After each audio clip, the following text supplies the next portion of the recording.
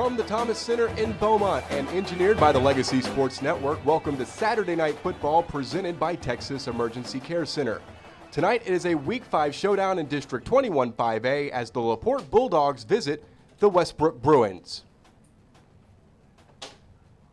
And now, ladies and gentlemen, welcome upstairs to the broadcast booth. He's Brent Moody. I'm Michael Silvers. Delighted to have you with us. The Laporte Bulldogs are 4-1, and they come in tonight having won their last two. Their only blemish came 3 weeks ago in non-district against Clear Springs. And last week, a thorough win to open up District 21 5A over Baytown Sterling. Well, yeah, an outstanding performance from Jordan Jackson. He had 2 rushing touchdowns, 2 passing touchdowns. But the thing about the Laporte Bulldogs is their ability to move the ball on the ground. They have more rushing yards this season than Westbrook has as a total offense. So they just try to control the clock, try to control the possession, and eliminate the other team's opportunities to score. The Westbrook Bruins have waited 2 weeks to play this game. They went 2-2 in non-district, and they're eager to exact a little bit of revenge. The Bulldogs have beaten them in each of the last 2 seasons. Well, yeah, they want to exact some revenge, but they've got to do better moving the ball. They're giving up more yards than they're gaining on offense, and the way that Laporte controls the clock, they're going to have to do better offensively and defensively if they want to win this game. We're just getting started here from the Thomas Center in Beaumont. When we return, we will have the opening kickoff to this District 21 5A affair. Laporte, Westbrook, let's have some fun here on FoxSportsSouthwest.com. You a fanatic? Open a Texans checking account with First Community Credit Union and you could win a trip to the big game in New Orleans. Just visit TexansChecking.com and open your account. Signing up is easy and free. You'll get a customized Texans debit card. And best of all, you could win a trip to New Orleans for the big game or other great prizes like trips to Texans road games and the 2013 draft in New York City. Be a fanatic. Visit TexansChecking.com and sign up for your chance to win. First Community Credit Union, the official credit union of the Houston Texans. Hey, big dog. Listen, son, your 20s, gosh, they could be such a magical time. Wait, what? Like a good neighbor, State Farm is there. Hey, Kevin. Keisha, you made my car insurance super easy to understand. What are they talking about? They're kicking you out. What? Like a good neighbor, State Farm is there with a walk-in closet. But I just graduated. A dojo. Oh! Son. Gross. I'll help you pack. Agents make insurance easier. Get to a better state. State Farm. So, where are you living now, Will? Where am I living? The only place I can afford. Here it is, just like you left it. Okay, I was smart enough to notice that this totally loaded daily double is now on the McDonald's extra value menu. Only paid $1.99. So hey, I can handle this. I got this great kind of loft space. No way. Cool. Check out McDonald's extra value menu and find the big taste of the daily double for just $1.99. Just one of the great extra value menu tastes. The simple joy of being smart. You know the first thing people say after trying Raising Cane's premium, fresh, never-ever frozen chicken fingers? Served with extra long crinkle-cut fries, made fresh daily cane sauce, and grilled Texas toast? They say, "Where have you been all my life?" To which our chicken fingers don't reply because, well, chicken fingers can't talk. Raising Cane's. One love.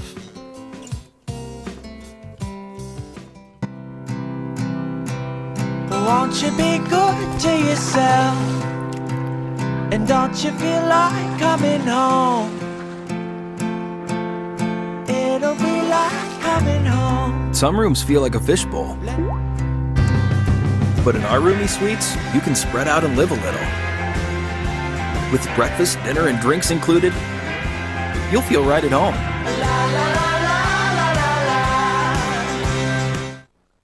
Following footage was captured at a local grocery store.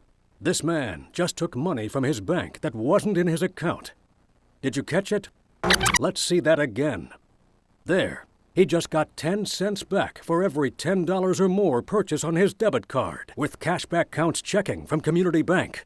Imagine a bank that actually pays you to use your debit card. Swipe all you can from your bank. Community Bank of Texas. Bank where you live. And welcome back to the Thomas Center here in Beaumont. District 21 5A matchup between the Laporte Bulldogs and the Westbrook Bruins. This will be the district opener for the Bruins under new head coach Kevin Flanagan. Meanwhile, Jeff LaRoe will help lead his team out onto the field. Let's run down the District 21 5A standings in advance of kickoff here from East Texas. The Port Arthur Memorial Titans are 6-0 overall. They lead the district with a 2-0 record after defeating the Channelview Falcons last night 61-14. North Shore 5-0, 1-0 in district play. They sit idle this week before they get a big matchup next week against Port Arthur Memorial. These Laporte Bulldogs enter this game at 4-1. They won last week over Baytown Sterling for a 1-0 record. Meanwhile, these Westbrook Bruins sat idle last week. They finished non-district at 2 wins and 2 losses. Deer Park are at even 3-3. Got back in the win column last week on Thursday by virtue of a win over Sterling 62-14. And you talked about that. You mentioned the Channelview Falcons 1-5 overall. They are 0-2 in 21-5A, and Sterling, with the loss suffered at the hands of the Deer on Thursday, are also 0-2. Keys to the game, Brent Moody. Well, like I said, for Westbrook, they've got to be able to limit the possessions of Laporte. Laporte just tries to maintain the ball for the duration of the game and just kill you with their running attack. If Westbrook can cause some turnovers and get the ball in good field position, they'll have a good chance of winning this game. But if they just allow Laporte to hang on to the ball and just run it like they've done all season long, Laporte's going to run away with this. The Bulldogs are averaging over 375 yards of offense per game. The Westbrook Bruins offense averaging just over 310 yards per game. Should be a fun one here from Beaumont. We'll have the kickoff next here on Fox Sports Southwest. Nestled in the comfort of the Texas Gulf Coast, Deer Park, Texas continues to prove why the birthplace of Texas is on everyone's mind. Voted best affordable suburb by the Bloomberg Business Week, Deer Park is home to many businesses and continues to grow in population and industry. With its close proximity to the Houston Ship Channel, Deer Park is home to many industrial leaders like Dow and Shell. Voted in the top 10 most affordable places to live by CNN Money, Deer Park lures many new residents year-round. These residents enjoy the comforts of many retail outlets, recreational locations, and historic sites like the Battleship Texas and San Jacinto Monument. And with a recognized school district that boasts award-winning athletic, culinary, and journalism programs, Deer Park continues to gain the attention of people nationwide. Come see what everyone's talking about and make your next visit to Texas a rebirthing experience in the birthplace of Texas. Don't worry, boots and jeans are optional. Work, stay, play, explore. That's Deer Park, Texas. Uniquely you. Hi, my name is Sun. I'm the distribution center manager of O'Reilly Automotive, and we distribute automotive parts to the customers throughout the Southern California. We chose the Moretti Valley because the local government is very pro-business, and they helped us to recruit a lot of the team members that we have in the building today. We are the leading company for the aftermarket car parts in the United States. Right now, we carry 132,000 parts in stock. We sell the hard parts like alternator starters to soft parts like cleaners, soap. Well, we involve in the community with United Way through the youth program sponsorship, and we like to give back to the community we live in. We really offer very competitive wages, plus we offer health, dental, vision, as well as employee could purchase part of O'Reilly through their payroll deduction. Thanks for coming to O'Reilly. Please choose our O'Reilly stores for all your automotive needs.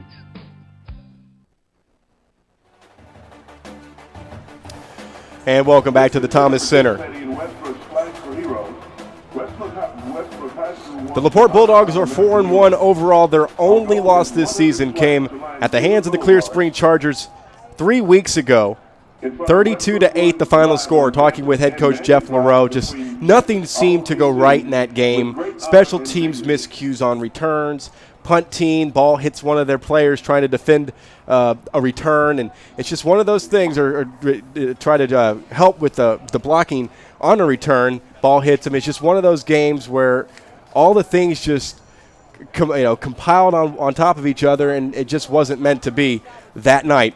For Laporte, they'd be 5-0. They had an early overtime win over Clear Brook, and they faced two teams running triple option wishbone, and it's caused them fits last week. They were able to overcome that with a 42-21 victory over Baytown Sterling. So they may not have to see that type of offense again. They won't see it tonight from Westbrook. Yeah, you don't see it too often, and most schools in the state are really trying to spread the field and get the ball into their playmakers' hands. You don't usually see the wishbone.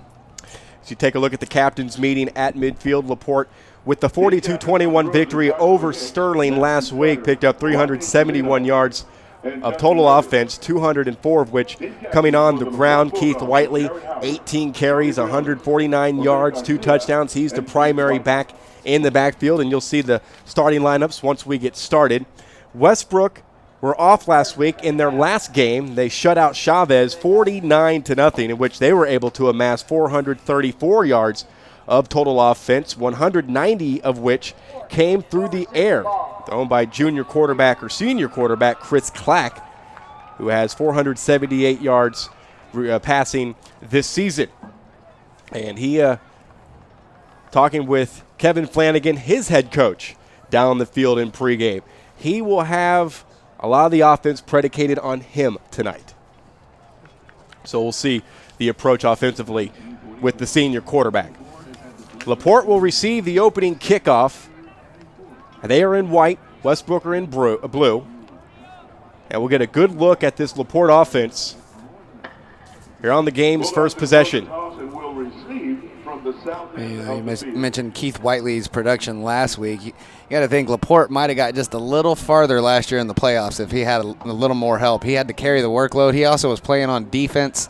Laporte had a very good starting group of kids, but they just weren't very deep. I think they're a little deeper team this season. Shocked the world by defeating the Katy Tigers in the regional semifinals. And again, in our conversation with Jeff LaRoe, he feels that was the program's biggest win. And this is a program that's been playing football since the 1920s. And like I said, it's really a thing where it comes down to the depth of the team. They've got a bunch of guys that can really play, but it gets to the point where if they want to win, those guys have to play both ways, and then they just, I think, got worn out as the playoffs wore on. Britt Grant and Victor Holmes are back deep to receive. Diego Uribe will kick it off for Westbrook. Uribe, a senior, he will pooch kick. His target is the 25-yard line. No doubt about it, he will pooch kick.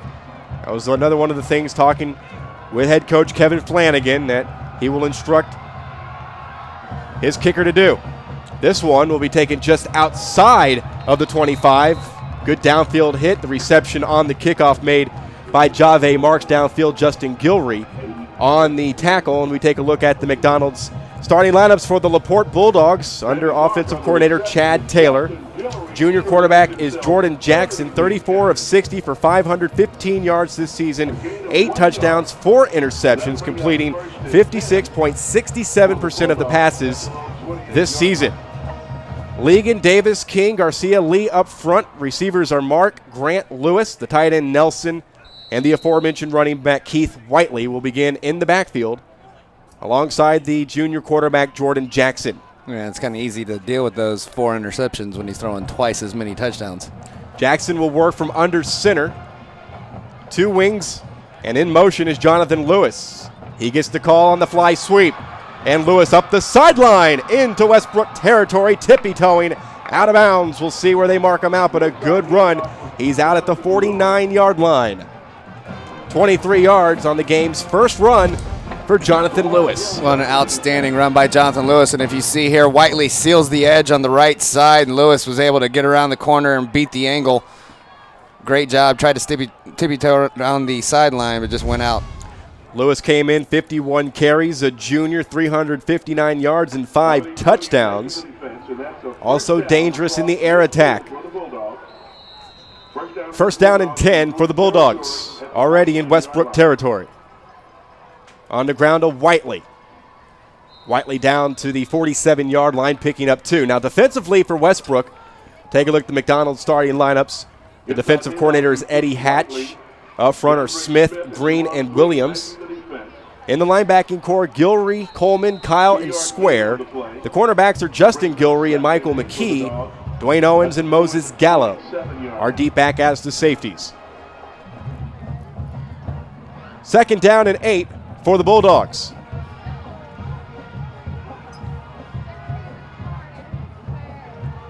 Handoff coming this way. Britt Grant rounds the corner.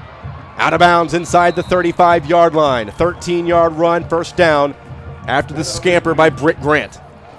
And a great job there by the left guard and the center Tyler Davis, the left guard, Justin King, the center. They got out in front, were able to clear a pathway, and good job getting to the edge and beating the defensive backs down the field. Got the run from Grant. His 21st carry of the season, came in leading the team in receptions with 9. Has 3 total touchdowns just as a sophomore. And if you're head coach Jeff LaRoe, you're fortunate he's just a sophomore. You have him 2 more years. 1st and 10 for the Bulldogs. Pitch to Whiteley. Whiteley with another huge chunk of yardage. Down to the 27-yard line, a gain of 7.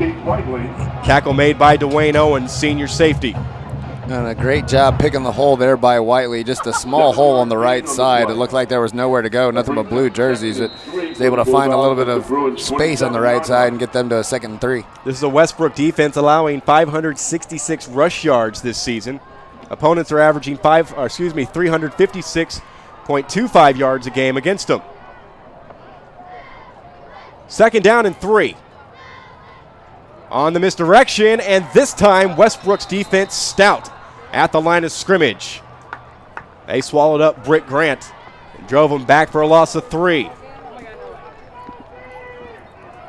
And Jordan Jackson has his back to the defense and fakes the pitch. He doesn't even see how many Westbrook defenders are in the backfield. It's just a busted play. He could have bootlegged that out and maybe made something of it, but a huge loss there and brings up a 3rd down and long. Nose guard Jerron Green leading the way along with Donovan Kyle. 4-yard loss on the play. 3rd down and 6 from the 30-yard line.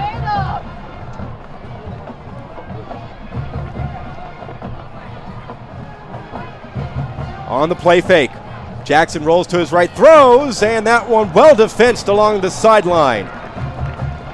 Pass intended for Javi Mark, defended well by Justin Gilry, and a decision early on here for Jeff LaRoe and the Bulldogs. Looks like Jackson tries to do too much. He has Whiteley open at the 1st down marker. He tries to get 7 more yards out of the play going deeper and forces that one in, but he had Whiteley wide open at the 1st down marker.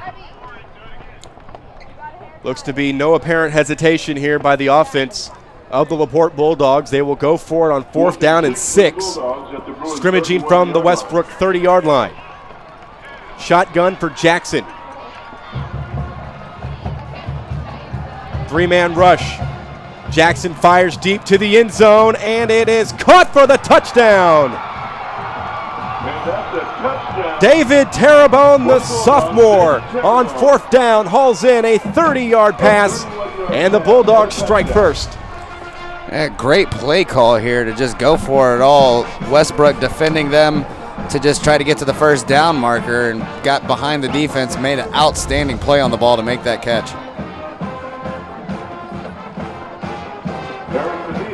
Eric Medina to make it 7-0 Laporte.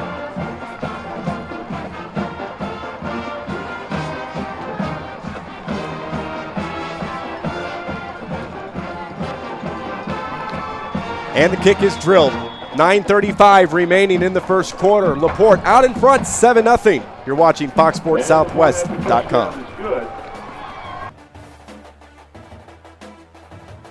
How about an ale? Bigger. No, bigger still. Ah, it's good to be king. This fall, experience king-size dining, shopping, merriment, and more at the Texas Renaissance Festival. Discount tickets are on sale now at Randall's, Walgreens, Wood Forest National Bank, and online at TexRenFest.com. The Texas Renaissance Festival. Choose your own adventure.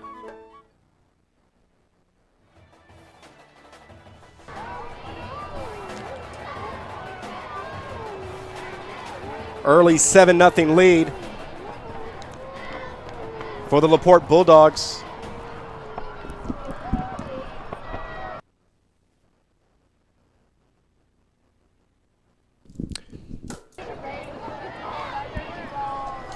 And to tell you all about it on that scoring play, a 4th down conversion. Here's Brent.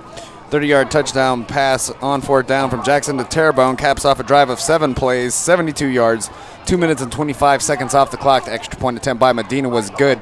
That score coming with 9:35 left in the 1st quarter at 7-0 Laporte on top of Westbrook. Well, it's pretty simple. Kevin Flanagan and his Bruins will have to respond here. Medina will kick it off. Isaiah Wilkerson and Charles Ward standing deep for the Bruins. Charles Ward, Isaiah Wilkerson. Back deep to receive. For the Bulldogs. High pooch kick and a fair catch made at the 30-yard line by Clint Kelly.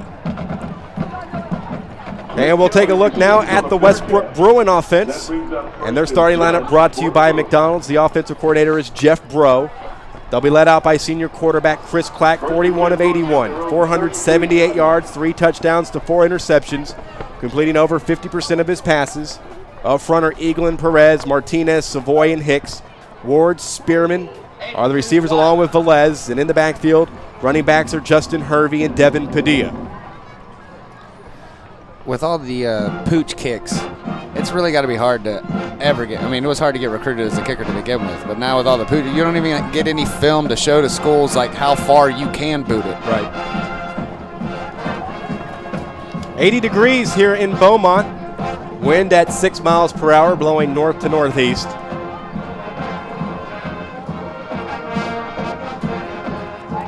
Heard a lot about Chris Clack and how the offense will be predicated on him tonight. Threw for 181 yards and 2 touchdowns a couple of weeks ago in Westbrook's last game, a 49-0 win over the Chavez Lobos. They were certainly eager to start hitting somebody other than themselves again. 2 weeks, a long time. And perhaps we have a penalty that we didn't notice that's going to move the ball out to the 49-yard line.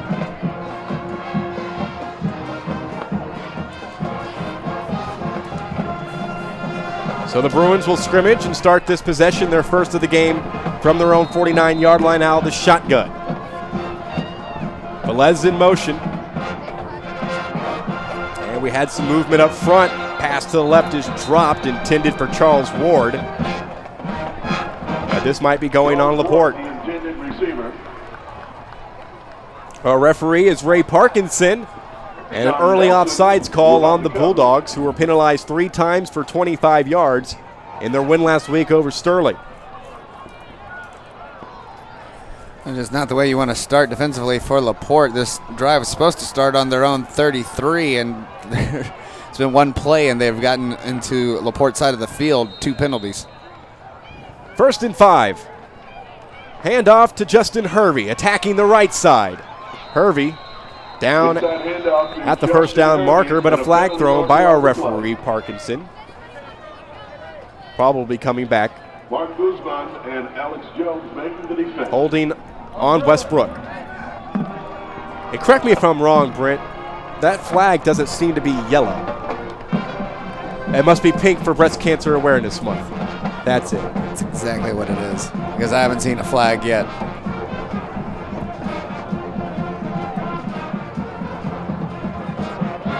So the hold will negate a 4-yard run by Hervey, then drop him back 10. So it is 1st down and 11.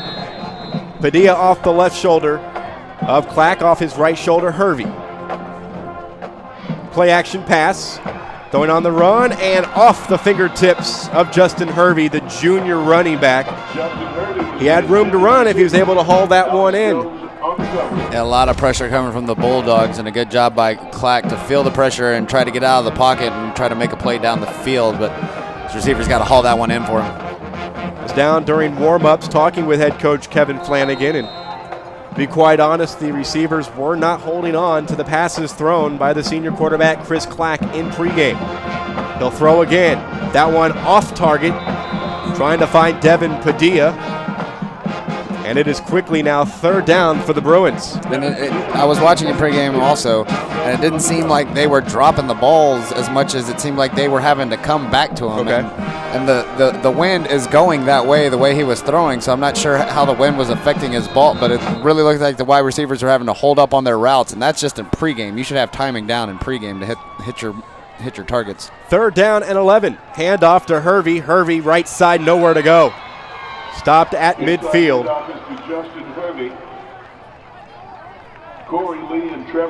And on the tackle was Corey Lee. Trevor Nelson in from his linebacker spot. That brings up 4th down. And let's quickly run down the McDonald's starting lineups for the Laporte defense.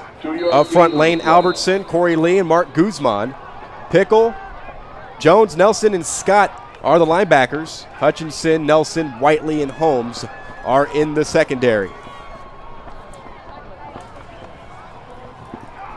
Diego Uribe out to execute the punt, gets a low snap.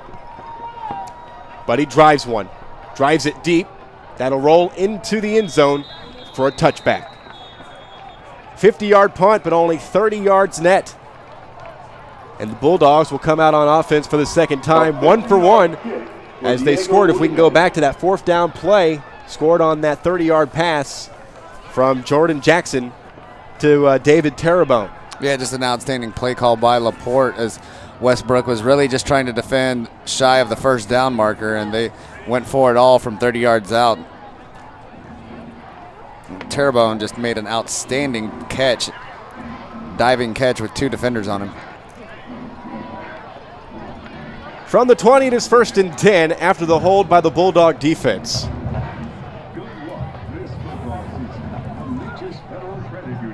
Seven 0 lead on the 30-yard touchdown pass on 4th down from Jackson to Terrebonne. 1st and 10 for the Bulldogs at their own 20-yard line. And the junior Jackson will work under center for 1st down and 10. Handoff Lewis on the sweep, turns the corner. Jonathan Lewis with a 1st down over the 30-yard line. They'll mark him out of bounds at the 33, picking up 13 yards. 2 catches already, or two rushes already, Brent, for Lewis, 36 yards. Outstanding job by the guys up front, and also once again Keith Whiteley getting out in front. Huge chunks of yards on 1st down. DeAndre Smith comes back from his defensive ends position to make the tackle. The Westbrook defense in the game over Chavez held the Lobos to 121 yards of total offense, all of which came on the ground. 1st down and 10, Lewis in motion. Handoff Whiteley into the linebacking core, spins his way to the 40-yard line, picking up 7 more yards. There's once again misdirection by Laporte, and doesn't really matter who they give it to, Whiteley or Lewis. They're picking up big chunks of yards. Whiteley came in with 508 yards rushing on 78 carries, 4 touchdowns. Carried the ball 18 times and rushed for a season-high 149 yards and had 2 touchdown runs in the win over Sterling last Friday. 2nd down and 3, and a pitch to Whiteley on the cutback. Whiteley into the open field. Being chased down by Moses Gallo, and Gallo forces him out of bounds at the 23-yard line in Westbrook territory. Whiteley just does a great job after getting this pitch, reading his block, and Trevor Nelson with a huge block downfield springs him for about 15 more yards. Looked like he was going to come down earlier in that play, but Nelson with a huge block downfield gets him almost into the red zone.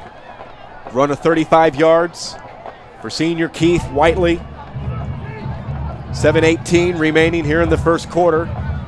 And Laporte within striking distance again. On the handoff, Lewis breaks a tackle, and in the open field, he will score. Touchdown, Bulldogs. 25 yards for Jonathan Lewis, his 6th touchdown of the season. Yeah, and they just go right up the gut here.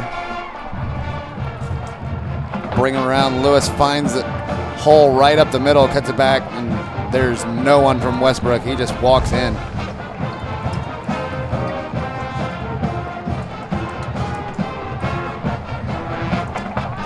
Medina to tack on the extra point.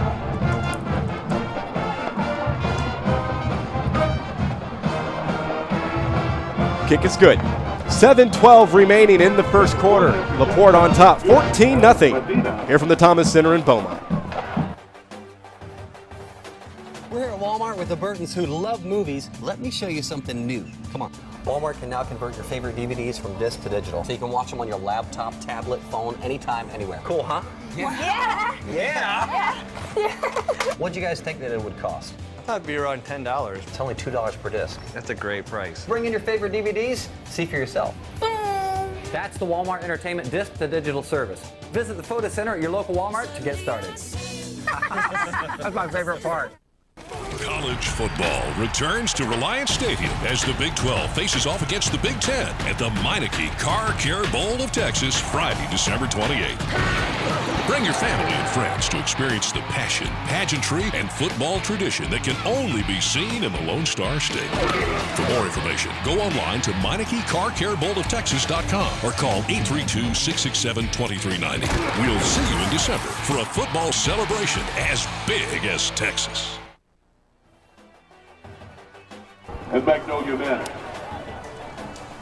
Laporte are 2 for 2 on offense here at the Thomas Center in Beaumont. For more on this latest drive summary, here's Brent. 25-yard touchdown run by Lewis caps off a drive of only 4 plays, 80 yards. 1 minute and 18 seconds off the clock. The extra point attempt by Medina was good. That score coming with 7:12 left in the first quarter. It's 14-0 Laporte on top of Westbrook. Kickoff by Medina, held up by the wind. Taken by Padilla at the 30-yard line.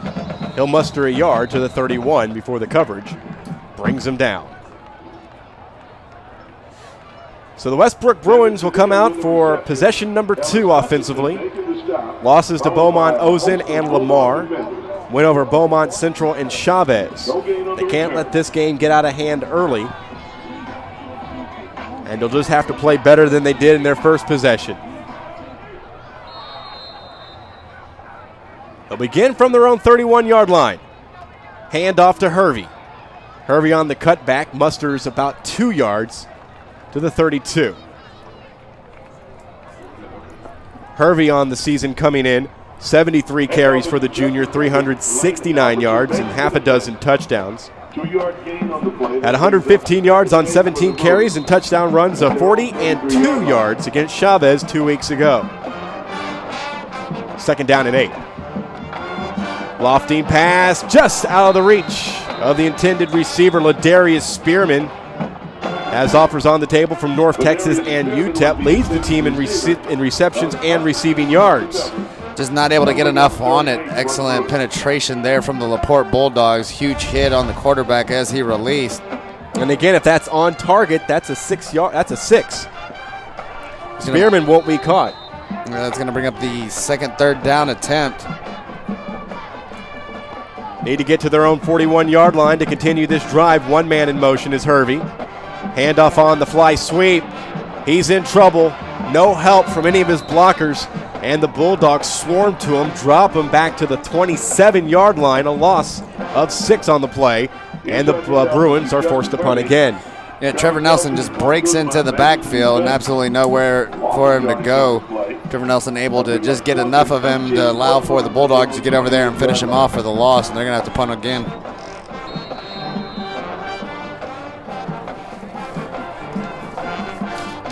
The complexion of this game totally different if Clack is able to find Spearman on the deep pass. So Uribe out to punt it again, had a 30-yard punt his first time out. Keith Whiteley standing deep for the Dogs. End over end kick, punted away from Whiteley, goes out of bounds. We'll see where it's spotted. 38-yard line in Laporte territory. 34-yard punt for Diego Uribe, but good field position for the Bulldogs. A 34-yard Laporte has wins over Clearbrook, South Houston, Brazos Wood. Last week, Sterling, their only loss, back on September 14th to Clear Springs. Had trouble with the wishbone against Clearbrook. Looked better against it against Sterling. And they won't have to face that type of offense again this season unless it's in the postseason. Bulldogs will start with 5:45 remaining in the first quarter from their own 38. Handoff, Britt Grant. Oh, good hit. Coming in to make that hit was Michael McKee. Grant stopped at the line of scrimmage. That big hit pushed him back just a little bit, and then he kept trying to fight for it. But his forward progress, he had gotten to about the 41. 2nd and 9 for the Bulldogs at their 39-yard line. They'll give Grant a yard to the 39-yard line.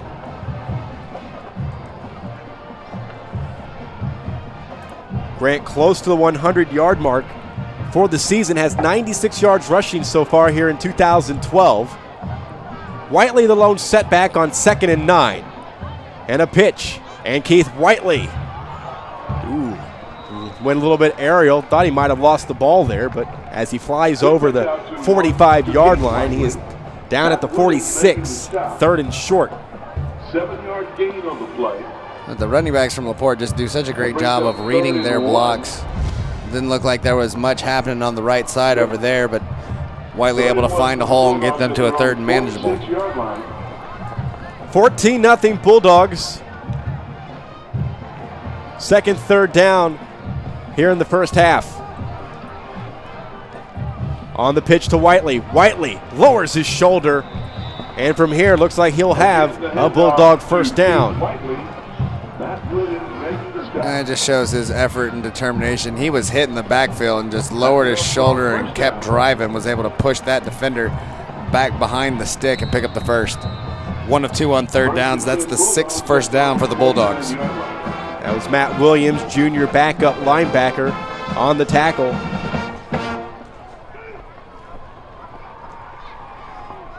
Grant lines up in a slot to the bottom of your screen. David Terrebonne, also part of a Twins package.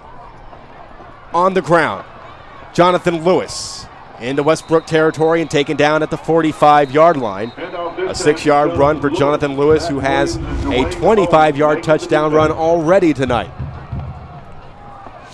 And once again, the Bulldogs just able. Bulldogs started early.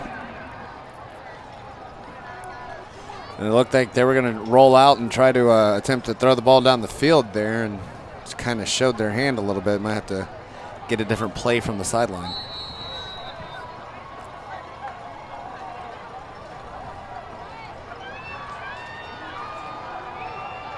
Lewis and Terrebonne split up to the top of your screen. Grant and Mark to the bottom of your screen in a 4-receiver package. Jackson throws a screen to Whiteley. And Whiteley back inside the 45, down to the 44-yard line. Dwayne Owens comes in to make the tackle. You're looking at third down and 16 for the Bulldogs. Dwayne Owens and Justin Guillory making And just a good play call there. Try to pick up some yards and make this a manageable third down. But Whiteley gets that ball. Split second earlier, he's able to split through those defenders, and he's probably close to, he's definitely past the original line of scrimmage. He's probably close to the first down marker. Third down and a long 15. Jackson to pass. Throws it deep, and it's incomplete. Intended target David Terrebonne, the deep threat apparently for this Bulldog offense. We saw him go deep on 4th down for the touchdown strike. Another deep chance here, but that one well defensed. Yeah, just step for step there. And you know, if he's playing on Saturday at the next level, if he doesn't turn his head, that's pass interference. But here, just running step for step with the wide receiver. Dwayne Owens on the coverage of the sophomore David Terrebonne, and this will force the Bulldogs to punt it away for the first time. Standing deep for the Bruins. Medina unleashes the punt. And this one will roll to the 10-yard line and inside the 10 and down at the 8 for a 35-yard punt by Eric Medina. Next Saturday on Saturday Night Football, presented by Texas Emergency Care Center, District 17 5A football will be spotlighted as the Langham Creek Lobos visit the Side Creek Cougars. Coverage from the Berry Center will get underway at 5:45 right here on Fox Sports Southwest. Langham Creek with a big win on Thursday over Cy Falls. Cy Creek were upset this week by Jersey Village.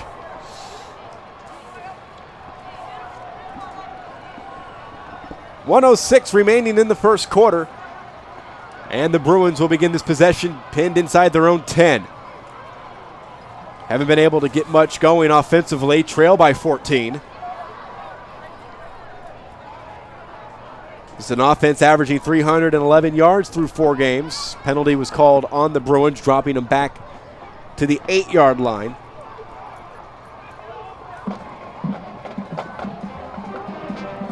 So from the 4-yard line, shotgun for Chris Clack and company.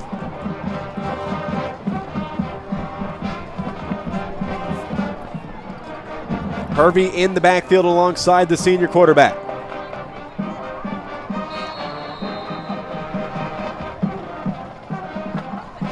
The give is to Justin Hervey, trying to pick his way through traffic and will be stopped. Forward progress stopped at the line of scrimmage, but the Bulldog defense, we're ready for that one. Quickly on the defense. It's an outstanding job by the Laporte Bulldogs getting to the ball carrier. You're not seeing anybody over pursue. You're not seeing any cutback lanes. They're just gang tackling on every opportunity.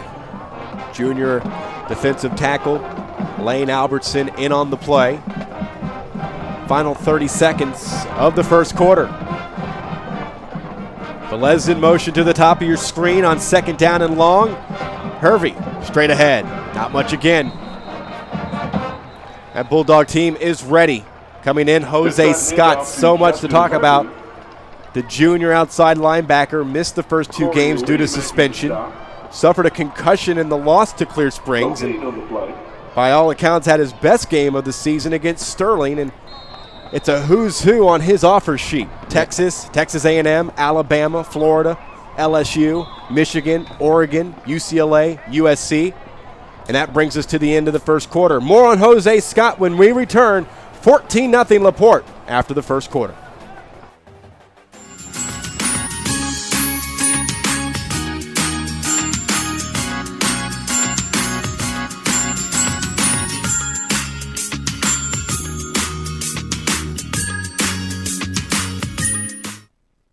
Fanatic? Open a Texans checking account with First Community Credit Union and you could win a trip to the big game in New Orleans. Just visit TexansChecking.com and open your account. Signing up is easy and free. You'll get a customized Texans debit card. And best of all, you could win a trip to New Orleans for the big game or other great prizes like trips to Texans road games and the 2013 draft in New York City. Be a Fanatic. Visit TexansChecking.com and sign up for your chance to win. First Community Credit Union, the official credit union of the Houston Texans. Cool. I won again. Monopoly at McDonald's is awesome. 1 in 4 winners. Hard to beat those odds. I can. I'm moving to San Diego. Why? It's the luckiest city in America. It's got the most sweepstakes winners and the fewest lightning strikes. Doesn't matter where you are. Still 1 in 4. Just the same, I think I prefer San Diego. It's the 20th edition of Monopoly at McDonald's, and 1 in 4 wins. With over $300 million in cash and great prizes, it's the most prizes ever. The simple joy of winning. 3rd down and long as we begin the second quarter here from the Thomas Center in Beaumont. Spread formation, pump fake. Clack throws, and that one thrown behind a leaping Clint Kelly. It looked like Scott got a hand on it. On the coverage. Well, here's a chance to take a look at that after the pump fake. That's 4th down. No, I don't think he got a hand on it. That was well over. That just thrown behind the wide receiver, and he was wide open. Would have been a 1st down, and now the punter's going to have to try to get this one off, standing deep in his own end zone. Britt Grant stands at the 40-yard line here in Westbrook territory. Uribe will punt it out of his own end zone. Chris Clack has begun his night 0 for 4. You better get a little closer because he's kicking into a pretty stiff wind. Flags are standing straight out. That punt was blocked. It'll take a Westbrook bounce, and Laporte will start from the Bruin 26. 22-yard punt. Let's go back to Jose Scott. We were talking about the list of colleges as you take another look at the block punt. But the list of schools, you have Big 12, Big 10, SEC, Pac-12. And he's just a junior. He's not committed yet. He started every game as a sophomore. I think he was playing both ways a little last year also. Wasn't he playing running back a little bit? He was, indeed. And I mentioned about that. I talked to Jeff LaRoe down on the field before we got on the air tonight, and he said he hasn't played any offense. I mean, there's packages for him in practice, but he has not seen offensive snaps here in 2012. Bulldogs will work with a short field, scrimmaging from the Westbrook 26-yard line. Jackson will pass for the end zone. Touchdown, Jave Mark. 3rd touchdown catch of the season from 26 yards out. And Laporte in the end zone once again. A 26-yard pass and touchdown. Beat the coverage of Justin Gilry. And Medina's out to make it 21-0.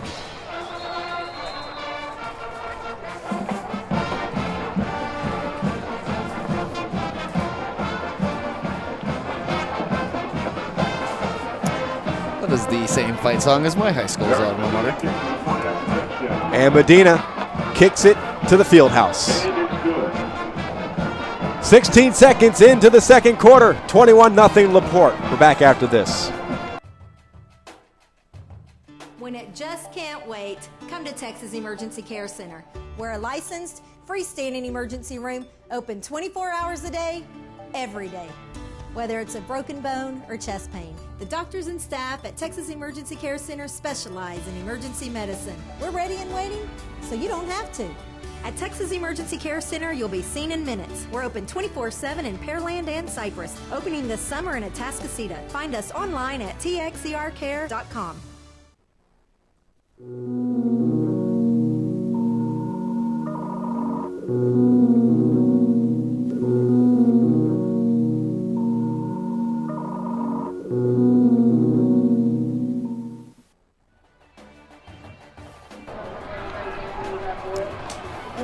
Michael Silvers, Brent Moody, and our crew from the Thomas Center in Beaumont, District 21 5A. Second week of district play, and it's all Laporte as they lead Westbrook 21-0. Here's your latest drive summary. 26-yard touchdown pass from Jackson to Mark caps off a drive of only one play, 26 yards, and just 6 seconds off the clock. Extra point attempt by Medina was good. That score coming at 11:44 left in the second quarter. It's 21-0 Laporte on top of Westbrook, and able to capitalize on that short field after the blocked punt. And Medina kicks out of the back of the end zone, touchback. Westbrook will begin this possession on their own 25-yard line. 21-0. They have to get something going. From an offensive standpoint, it's obvious. They haven't been able to move the ball. They have no first downs. No first downs, 0-3 on third down. They don't really even have many yards. They picked up 2 yards on the first drive, just 2 yards on the second drive, none on the third. Shotgun with 5 receivers. Quick pass, and off his block to make the tackle. On the pass catch to Cameron McBride was Jose Scott. And Jose Scott was blocked in the back into that wide receiver, so it's going to be interesting if they're going to take the penalty or take the loss.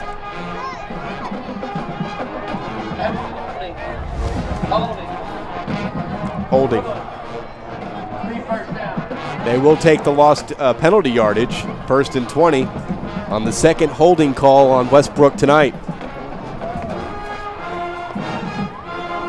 That's where I differ from coaches. I think take the 2-3 yard loss instead of the loss. That's what they're going to do. They decline the penalty. Okay. So White the penalty off, and a loss of 6.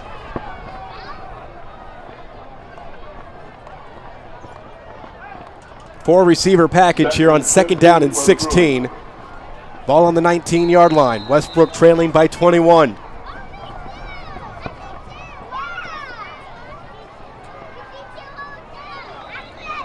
Give goes to Hervey, maybe gets a yard back to the 20. And no, that was Cameron McBride. I beg your pardon. Westbrook just keeps trying to go right into the teeth of this defense. They've got to try to get to the edge, try to get around the corner, because running right at this defense just has not been working. Pass over the middle, complete. Bobbled, but complete. Hauled in by Ladarius Spearman out to the 49-yard line. A 30-yard pass play, a 3rd down conversion, and the Bruins' first down of the contest. And just an outstanding job rolling out to his left. Great throw to hit his wide receiver right in stride, and as you said, he bobbled it, but great focus to hold on to that one. Spearman had 6 catches against Chavez, came in 304 yards. McBride on the give into Bulldog territory, tackled at the 49-yard line for a pickup of 2. Spearman leading the team in yards, catching, and receptions. Yeah, but you got to think that anybody looking at that kid is moving him to middle linebacker. He is not big enough to play tight end. Not tall enough, rather. 2nd down and a long 8. Keeper on the zone read and diving down to the 45-yard line. Clack picks up about 4. And the Bruins will be forced to execute on third down again. Just looking at Spearman's size. I mean, he moves like a wide receiver, but he's wide like a tight end, just not tall. 3rd and 6, 2 minutes gone here from the start of the second. Handoff to McBride, left side, pulled back. Alex Jones stopping the forward progress at the 44-yard line, a 2-yard run. And it's 4th down for Westbrook. Bring up another 4th down, but I think they're going to have to try to go for it here. And they're going to bring out the punt team. Well, Kevin Flanagan told us in pregame that he doesn't like to punt inside the 40, but they're outside of the 40. And at this point and at this juncture, you want to try to play field position and hope that the defense can make a stop. Uribe to punt it away.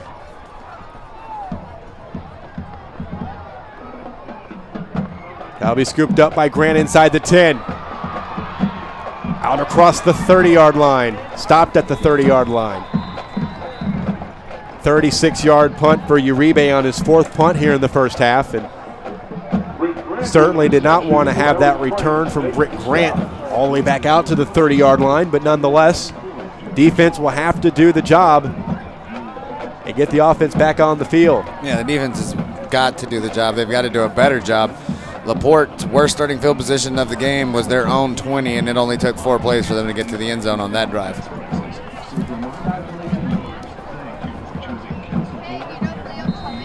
.901 remaining in the second quarter, 21-0 Bulldogs. Handoff to Grant. Grant slowed down his running and will only pick up a yard to the 31-yard line. Coming in, leading the way on the defensive end for the Bruins, Dwayne Owens. Almost looked like he was slowing down, like he was trying to look downfield to pass on that play. 5 of the Bulldog coaches out to the numbers. That'll bring up 2nd and 9. Well, the Bulldogs at the Bruins 31. Jave Mark caught a touchdown in the last offensive possession. Splits out to the top of your screen and a slot to the top. Britt Grant. Handoff to Whiteley. Whiteley turns the corner, cuts it back inside, and works it out to the 46-yard line on a run of 15 yards and a Bulldog first down, pulled down by Dwayne Owens. They just do such a great job of sealing the edge, and Whiteley saw they had some space back towards the middle of the field, cuts it back to the middle, hurdles over a couple of defenders, and then drags one down for about 5 more yards.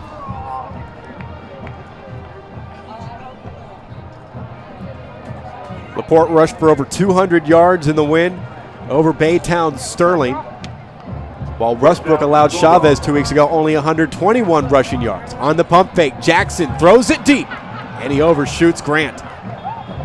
Beat the coverage supplied by Moses Gallo and Michael McKee. Grant was the intended receiver.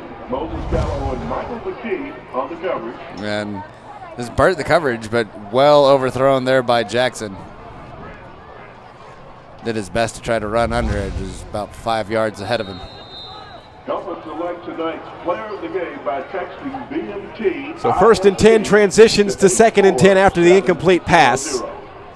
David Terrebonne splits out as receiver, the only receiver in this 2-wing formation, shotgun pistol formation. And the ball's on the turf. Scooped up by Westbrook. They recover as DeAndre Smith recovers on the poor exchange from Jackson to Lewis. So take another look. I think that was on Lewis. Sometimes too many twists and turns doesn't always work out for you. Yeah, at this level of football, some of the guys, they want to be too impressive. They want to have that game film to show off. And I think sometimes you just got to realize when you're beaten, go down instead of trying to get that extra yard, because a lot of times you end up giving up the ball. And we've got whistles. Westbrook now a +3 in their turnover margin. Laporte a -2. And a timeout taken by the Bulldogs with 7:44 to play in the second quarter. It's the Bulldogs up by 21.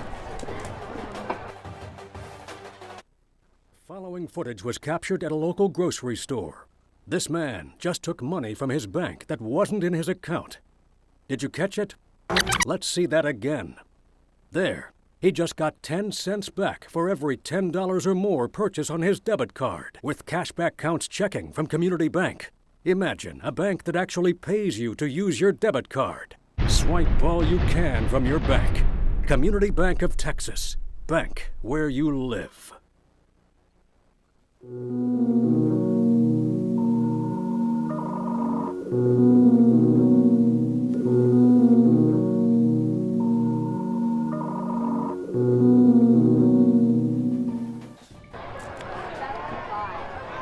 You tell the wind is picked up here. We get a shot of the sky in the top of the stadium here at the Thomas Center. You'll see the darkened skies overhead. We could be in store for some precipitation here at the Thomas Center. On first down and 10. Oh, pass almost picked off. John Nelson almost got it back for Laporte after they coughed it up on the fumble. Pass intended for Westbrook's Charles Ward. Clack now 1 of 6 for 30 yards here in the first half. Well, that's the second defended pass that probably should have been picked off. Victor Holmes was one earlier, and then John Nelson on that one. Pass play left complete. Hervey tries to elude Vic Holmes, can't do it. These Laporte Bulldogs are just very defensively sound. If Westbrook tries to run up the middle, there's nowhere to go. If they try to kick it outside on a screen pass, the defensive backs are there on the ball quickly. It's very hard to move the ball against this Bulldog defense. Third down and a long 8 for Clack and the Bruins. He rolls to his left. Tucks and runs out of bounds. Had some more running room down the sideline. He elected to run out of bounds at the 35. Yeah, he ducked out about 4 yards shy of the first down, and he had 4 more yards he can pick up. You can see here on the replay, he's looking to throw the ball the entire way. Can't find anybody downfield and just doesn't know where he is on the field. Comes out of bounds too early. We had a block in front by Devin Padilla that could have sprung him for more yards, but nonetheless, 4th down and 4 for the Bruins, trailing by 21 with inside 7.5 to play. Clack rolls out, throws, and it is intercepted. Keith Whiteley can do it on the defensive end as well. Keith Whiteley's first interception of the season takes it back to the 39.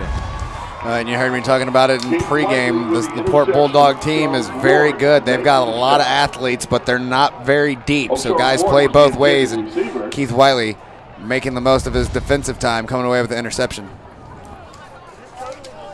Now coming up on the Raising Cane's halftime show, we'll recap the first half with analysis and statistics. Plus, we'll be joined by Laporte Bulldogs alum and blogger Keith Schull, along with Mike Sanchez of SETX Sports. It's all coming up next on the Raising Cane's halftime show. Wish we could superimpose Katie's team on the sidelines behind Laporte's team and just show how much further down the field the guys on the bench go. On first down, a handoff to the interception man, Keith Whiteley.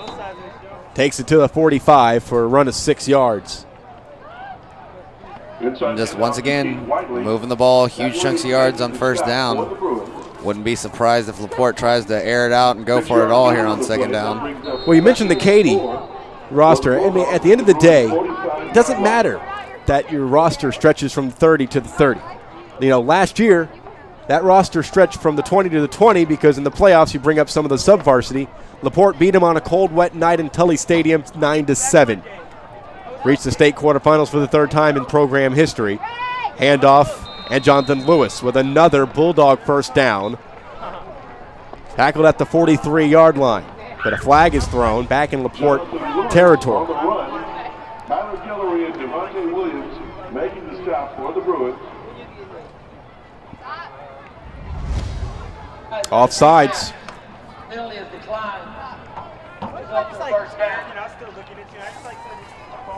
12-yard run, and the decline on the penalty for the offsides called on Westbrook. Almost 90, almost 100 yards, 99 for Whiteley. 21-0, Laporte coming down to 6:20 remaining here in the first half.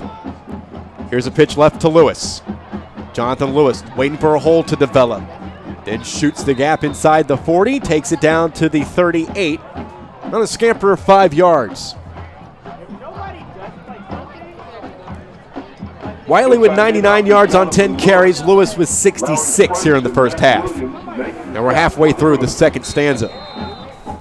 And it's just playing Laporte football. They love to move the ball on the ground. They haven't had the ball nearly as long as I thought they would in this first half.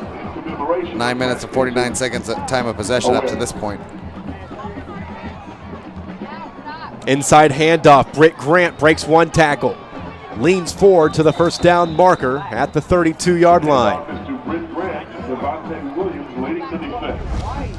Coming in to make the stop. Devontae Williams, number 55 for Westbrook, and A 6-yard gain, and that's close to very close. It's going to be third down and inches. Fourth third down upcoming. They've only converted on one. And now they change it. First down for the Bulldogs. Their 10th of the first half. Check it. Their 11th.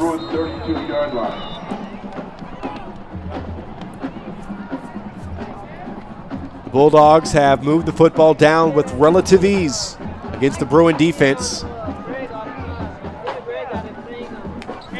Just around 40 varsity players on the Westbrook team this season. Back on the ground, Britt Grant into the second level, spins off a tackle and down inside the 20. Then he lost the football. Westbrook could have gotten this one back. And that's the instance you were talking about, fighting for extra yards. Westbrook have recovered another Bulldog fumble. When you start fighting for extra yards, you don't have that ball tucked as tightly as you would, and you're just using everything you have, lose a little bit of focus, and somebody can strip that ball out. But I think they allowed that play to keep going. They could have rolled his forward progress. Stopped. That's the 7th fumble loss by Laporte this season. They lost a fumble last week against Sterling. And Westbrook will start on their own 20, trailing 21-0. First down and 10. Can they get something going? Okay, look, this is what she does. Shut up, Greg. Were you gonna punch in my neck and try to paralyze me? Out of the shotgun, handoff. McBride with room to run up the middle. Good first down run of 9 yards to the 29-yard line.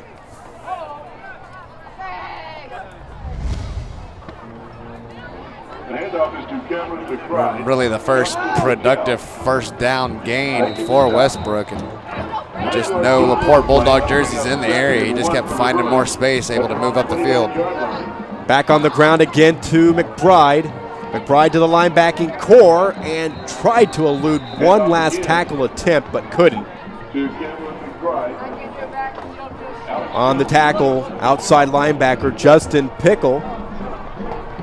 But it's a run out to the 33-yard line of 4 yards and a Westbrook first down. Just the second first down of the half for Westbrook, but you got to be able to build off that and try to get some momentum, get some points before the end of the half. Quick pass. Swinging around to get it, Ashante Velez, and he loses yardage on the poor pass thrown by the senior Chris Clack. Lost back to the 29. That'll be a 4-yard loss. And once again, just an outstanding job by the Laporte Bulldogs. They are not fooled by any of these screen plays. And on the angle defensively for the stop, Garrett Green. Lost 4 yards on the play, 2nd and 14 for the Bruins at their own 29-yard Shotgun line. split backs for the Bruins on 2nd down and 14.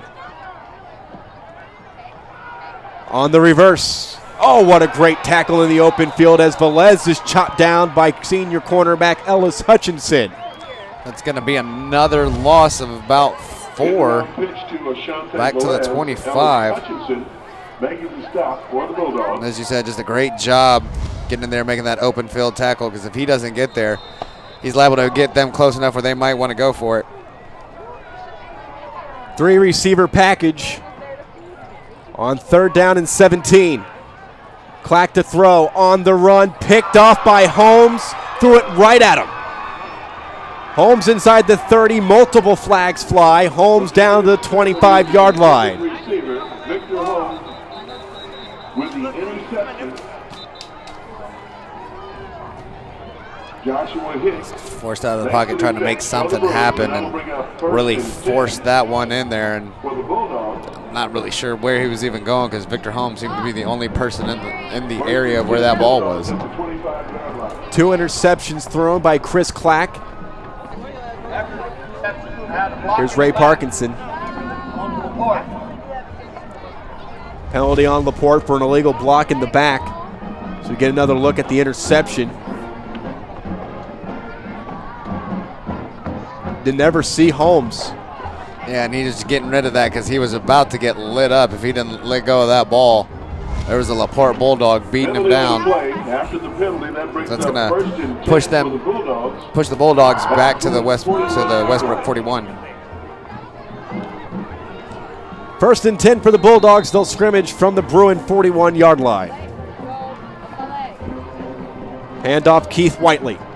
Whiteley lowers his shoulder and pounds down to the 34-yard line. A 7-yard run on 1st down. 106 yards, as Whiteley already over the 100-yard threshold on just 11 carries. Still looking for his first touchdown, at least of this game. That would be his 5th of the season if he can find the end zone. 2:35 to play in the second quarter.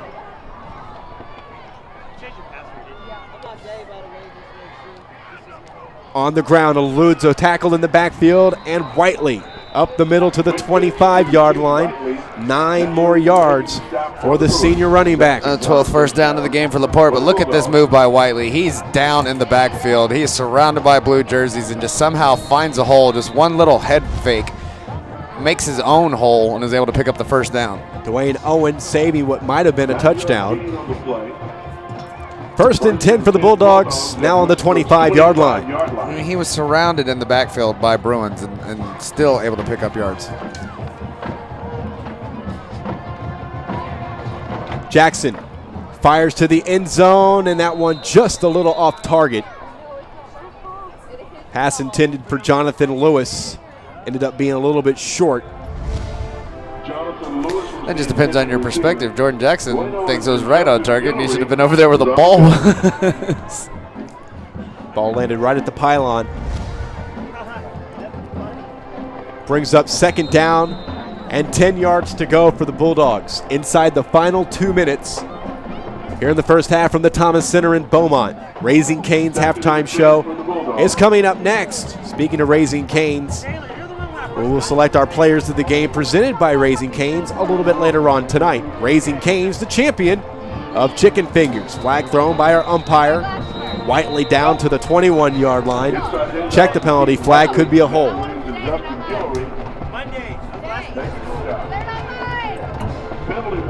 It's usually going to be a hold. Laporte will be off next week, and then they get a huge rivalry game in 2 weeks at home against Deer Park. Chop block on the Bulldogs. We've been seeing a lot of those this season.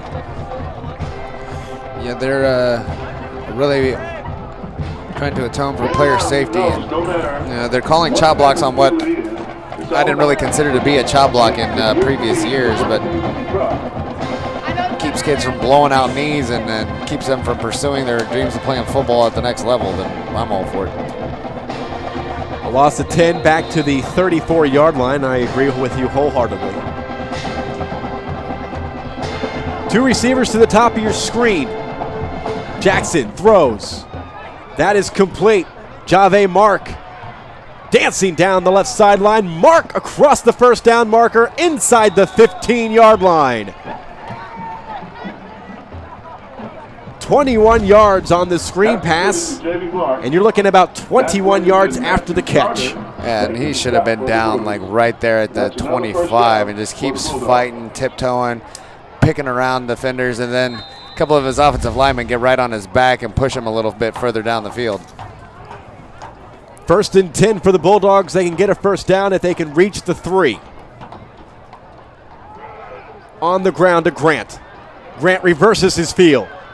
Grant lowers his shoulder down to the 4-yard line. A 9-yard run on first down, and the Bulldogs knocking on the door to go up 28-0. Leading the defense for the Bruins. Just a score here, even the field goals. Longtime offensive coordinator for Jeff LaRoe, Chad Taylor, dialing up the right plays. His offense with 3 touchdowns. They have given the ball up on 2 fumbles, but have gotten them back on 2 interceptions. A wishbone look in the backfield on second down and short. Handoff. And Keith Whiteley may have been stopped at the line of scrimmage. It'll depend on the spot at the 3. Coming down to 30 seconds remaining, so time management of key importance here to Laporte, and they'll call a timeout. So we'll step aside and return. It is 21-0 Bulldogs, and this is Saturday Night Football presented by Texas Emergency Care Center. Thinking of changing jobs, or you're an employer needing to hire personnel, then you need to talk with Metter Staffing Services. Metter Staffing has been in business for over 4 decades and is one of the largest staffing services in the Houston area, servicing a national market. Metter Staffing has specialists wanting to serve you in the areas of engineering, accounting, administrative support, industrial, IT, marketing, and many other job categories. They have 7 locations to serve your staffing needs. Call 713-941-0616 and they can direct you to the office nearest you. Metter Staffing on Facebook, Twitter, and LinkedIn.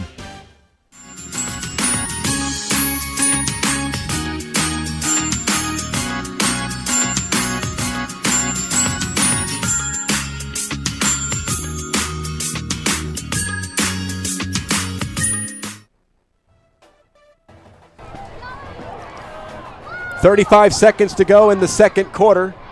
3rd down and short for the Bulldogs, and again a wishbone look in the backfield.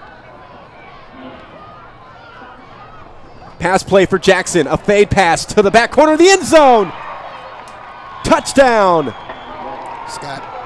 Jose Scott comes in off the defensive end and in on offense, scores his first touchdown of the season. A 5-yard pass and touchdown for the Bulldogs. And really the ball is placed on the wrong shoulder. The way the defensive back was playing him, should have thrown that to the outside shoulder, but Jose Scott did an outstanding job of running under it and making that play. Converting on the 3rd down, Medina out for extra point attempt number 4 here in the first half.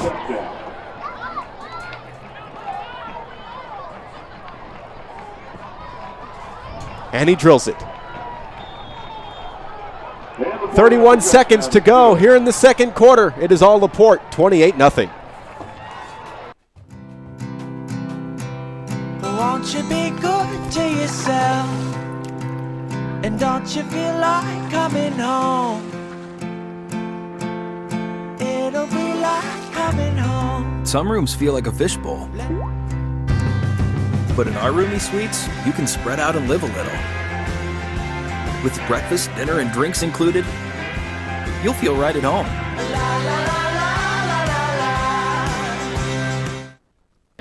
Where are you living now, Will? Where am I living? The only place I can afford. Here it is, just like you left it. Okay, I was smart enough to notice that this totally loaded daily double is now on the McDonald's extra value menu. Only paid $1.99. So hey, I can handle this. I got this great kind of loft space. No way. Cool. Check out McDonald's Extra Value Menu and find the big taste of the Daily Double for just $1.99. Just one of the great Extra Value Menu tastes. The simple joy of being smart.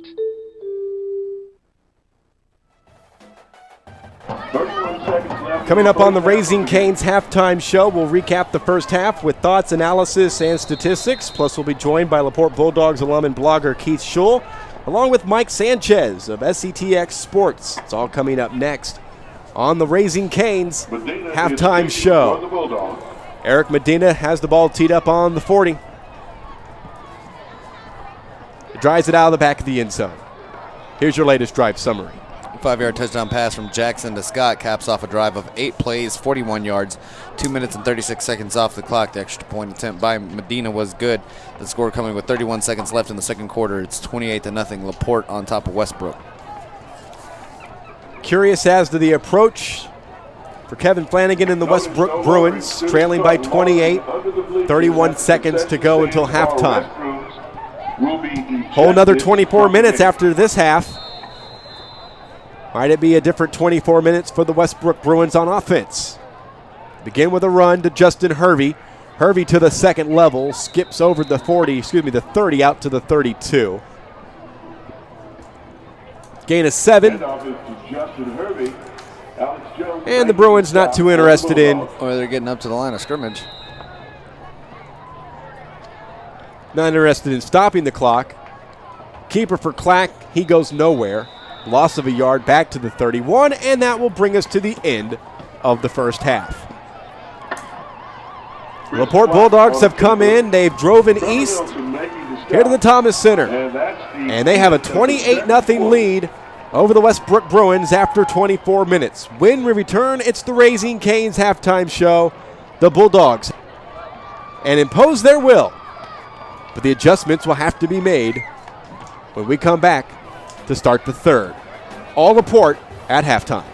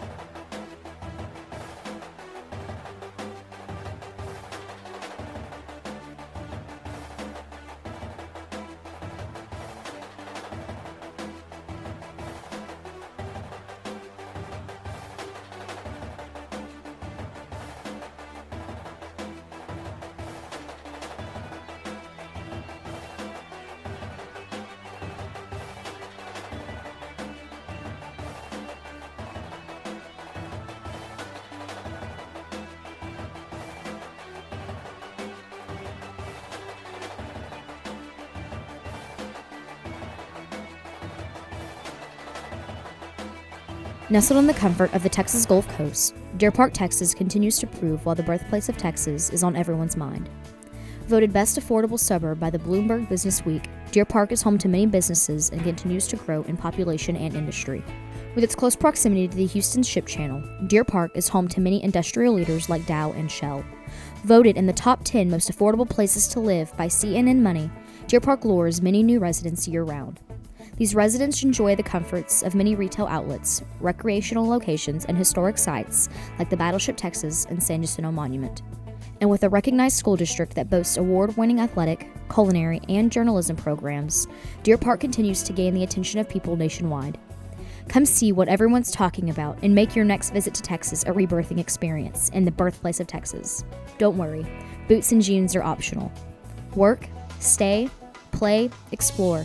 That's Deer Park, Texas. Uniquely you. Hi, my name is Sun. I'm the distribution center manager of O'Reilly Automotive, and we distribute automotive parts to the customers throughout the Southern California. We chose the Moretti Valley because the local government is very pro-business, and they helped us to recruit a lot of the team members that we have in the building today. We are the leading company for the aftermarket car parts in the United States. Right now, we carry 132,000 parts in stock. We sell the hard parts like alternative starters to soft parts like cleaners, soap. Well, we involve in the community with United Way through the youth program sponsorship, and we like to give back to the community we live in. We really offer very competitive wages, plus we offer health, dental, vision, as well as employee could purchase part of O'Reilly through their payroll deduction. Thanks for coming to O'Reilly. Please choose our O'Reilly stores for all your automotive needs. You a fanatic? Open a Texans checking account with First Community Credit Union and you could win a trip to the big game in New Orleans. Just visit TexansChecking.com and open your account. Signing up is easy and free. You'll get a customized Texans debit card. And best of all, you could win a trip to New Orleans for the big game or other great prizes like trips to Texans road games and the 2013 draft in New York City. Be a fanatic. Visit TexansChecking.com and sign up for your chance to win. First Community Credit Union, the official credit union of the Houston Texans.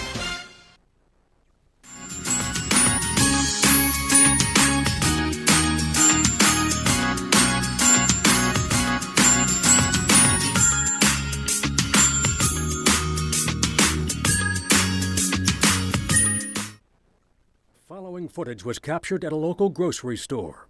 This man just took money from his bank that wasn't in his account. Did you catch it? Let's see that again. There, he just got 10 cents back for every $10 or more purchase on his debit card with cashback counts checking from Community Bank. Imagine a bank that actually pays you to use your debit card. Swipe all you can from your bank. Community Bank of Texas. Bank where you live.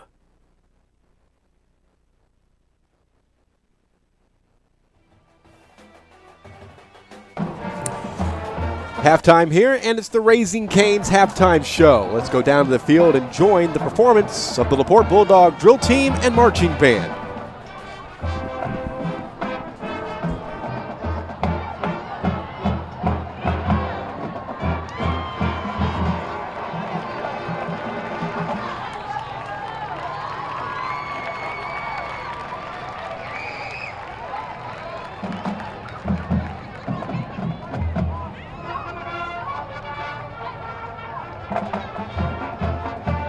China's Spirit Girl of the Week is Miss Tinkerbell, Caitlin Carrington. China's Dancer of the Week is Jillian Turner. China's Security Officers are Henry Blanchard, Jonathan Blanchard, Jose Torres, Kevin Wright, and CJ Williams. And your head security officer is Austin Graham. Special choreography tonight is by Taylor Harris. Shadows are under the direction of Colonel Ken Wright. His assistant is Sherry Hawk.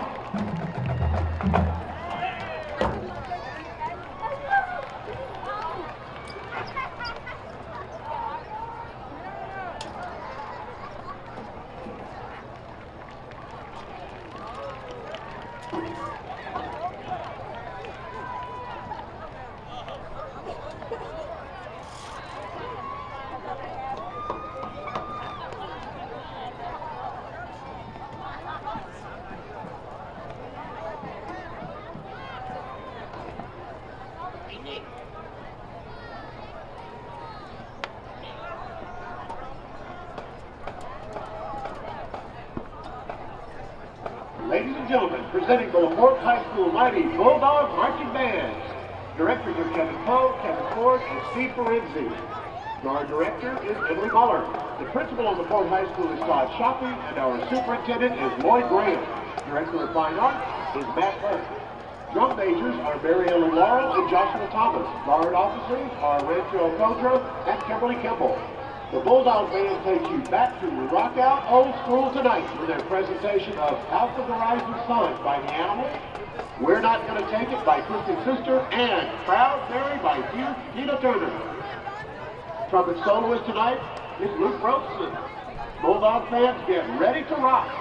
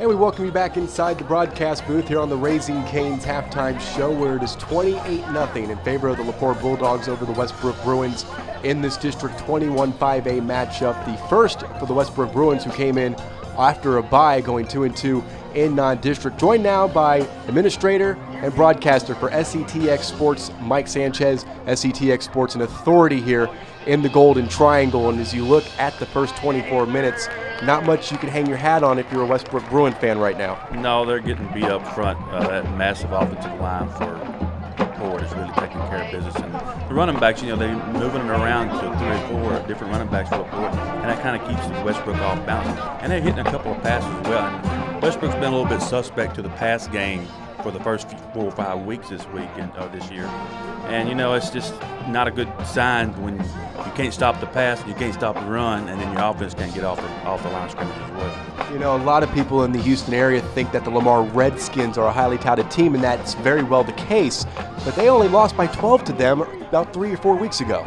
Yeah, we did that game, and I was here, and Westbrook had a pretty good game as far as the defensive scheme. They kind of kept Lamar in front of them a little bit, but the quarterback, got loose on a few plays and made some good connections on his receivers. But that's what Westbrook has struggled with all year is the pass game, defending the pass. So, it's their offenses though it's been really sluggish, and it is right now they're just struggling on the offensive defensive line, and I think Clack just can't get it to his playmakers right now. Yeah, and it seems as though when they do get a bounce that goes their way, the 2 fumbles committed by Laporte, they're giving it right back on Clack interceptions. Yeah, and he's had the guys open, but give Laporte credit. The DBs are stepping up in the passing lanes and taking care of business and stepping in front and making nice catches. You always hear when it comes to like a triple option, a wishbone. Defensively, you have to play assignment football. Now, a lot of teams don't run that offense anymore. In fact, that's not the norm anymore. I mean, that's a rarity. Laporte, they don't run a wishbone, but it's almost like you have to play assignment football with the misdirection runs that they can present you. It's like a double wing in a sense, a double wing tee, and then they throw out of it pretty decently too. So that gives your safeties can't come up and cheat. They have to keep, assignment at football, even in the secondary. So, it's tough. And Laporte has got the guys up front that can, make the lanes for them. What I love about the Laporte running backs, they run downhill so well. I mean, they square their shoulders up and they go up the field. It's none of this dancing around. And their quarterback, Jordan Jackson, been on target all first half. Yeah, he has, and it's a pretty good wind coming out of the north right now, so it's pretty tough going back toward the north end zone. But he's taking advantage of some situations. Like I said, you can't get, Westbrook cannot get enough pressure on the quarterback right now to help his DBs out. It also seems from the Westbrook standpoint that they're light. They only have like 40-plus players on the team, and they only have 1 starter back. A new regime has come in with Kevin Flanagan taking over for Coach Stump, and you don't have a big core of players out on the field right now. I think when you come in to a 5A school as well, you really want to try to build up on the defensive side. At least you can be strong on that side, and he really doesn't have a great defensive team right now. And then on the other side, the offensive ball, he's got his new offense he wants to implement, and these kids are trying to learn that really on the go in a sense. Now, he did come in and it worked out in the spring, but it's going to take some time for him to get his offense implemented. Time now to focus a little bit on SCTX Sports. Not only do you cover some Beaumont ISD football, obviously you were here for the Lamar game against Westbrook. Silsbee and Newton, some of the lower classification teams in this area, are doing some great things, and you guys get to see them all year long. Oh yeah, I do all the Silsbee games, so I get to see firsthand with those guys, and then Newton as well. We really enjoy covering our guys over here, what we call our little small town guys over here in the SCTX Sports area, and it's a lot of fun. We've been around for about 7 years now, but we really didn't get into the broadcast business until about 4 or 5 years ago, and it's nothing compared to what Legacy does, and we sure enjoy being the partnership what we got with you guys, but we like to cover our small guys over here, and it's a lot of fun. Tell me Mark Henry of the WWE comes home sometimes in Silsbee. In fact, he was at the not the home game last Friday night or yesterday, but a couple of weeks ago he was home. Silsbee actually honored him and put him on the Wall of Fame there at Silsbee High School, and along with another player that came in through about the same time. So, yeah, he comes back pretty often, actually. Yeah, he loves his hometown in Silsbee. SCTXsports.com is where they can find you, and tell us what's in store for some of the listeners here in the future, and on your website as well. I know you have a pretty popular message board. Oh yeah, that's what drives our website, is a message board. We got over 25,000 registered members there. We get 3 million hits a month on that thing, and it's just a lot of, there's a lot of blog talk, don't get me wrong, and sometimes you gotta filter through some of it, but we got a lot of info on there, a lot of good interaction with the members, like pick 'em contests and things of that nature, and it blows up during football season, that's for sure. I think it'd be safe to say Legacy's proud to be associated with you guys with your traffic. Oh, yeah, well, we try to help you guys out a little bit, but y'all are helping us out, especially in that broadcast front, and that just enhances our site so much more. We're glad to do it. Enjoy the second half if you can. Thank you. Mike Sanchez of SCTXSports.com. When we return, Little Porte perspective with Keith Schul will continue in just a moment here on the Raising Cane's halftime show.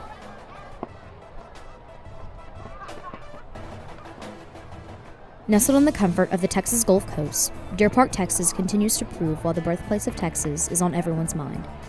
Voted best affordable suburb by the Bloomberg Business Week, Deer Park is home to many businesses and continues to grow in population and industry.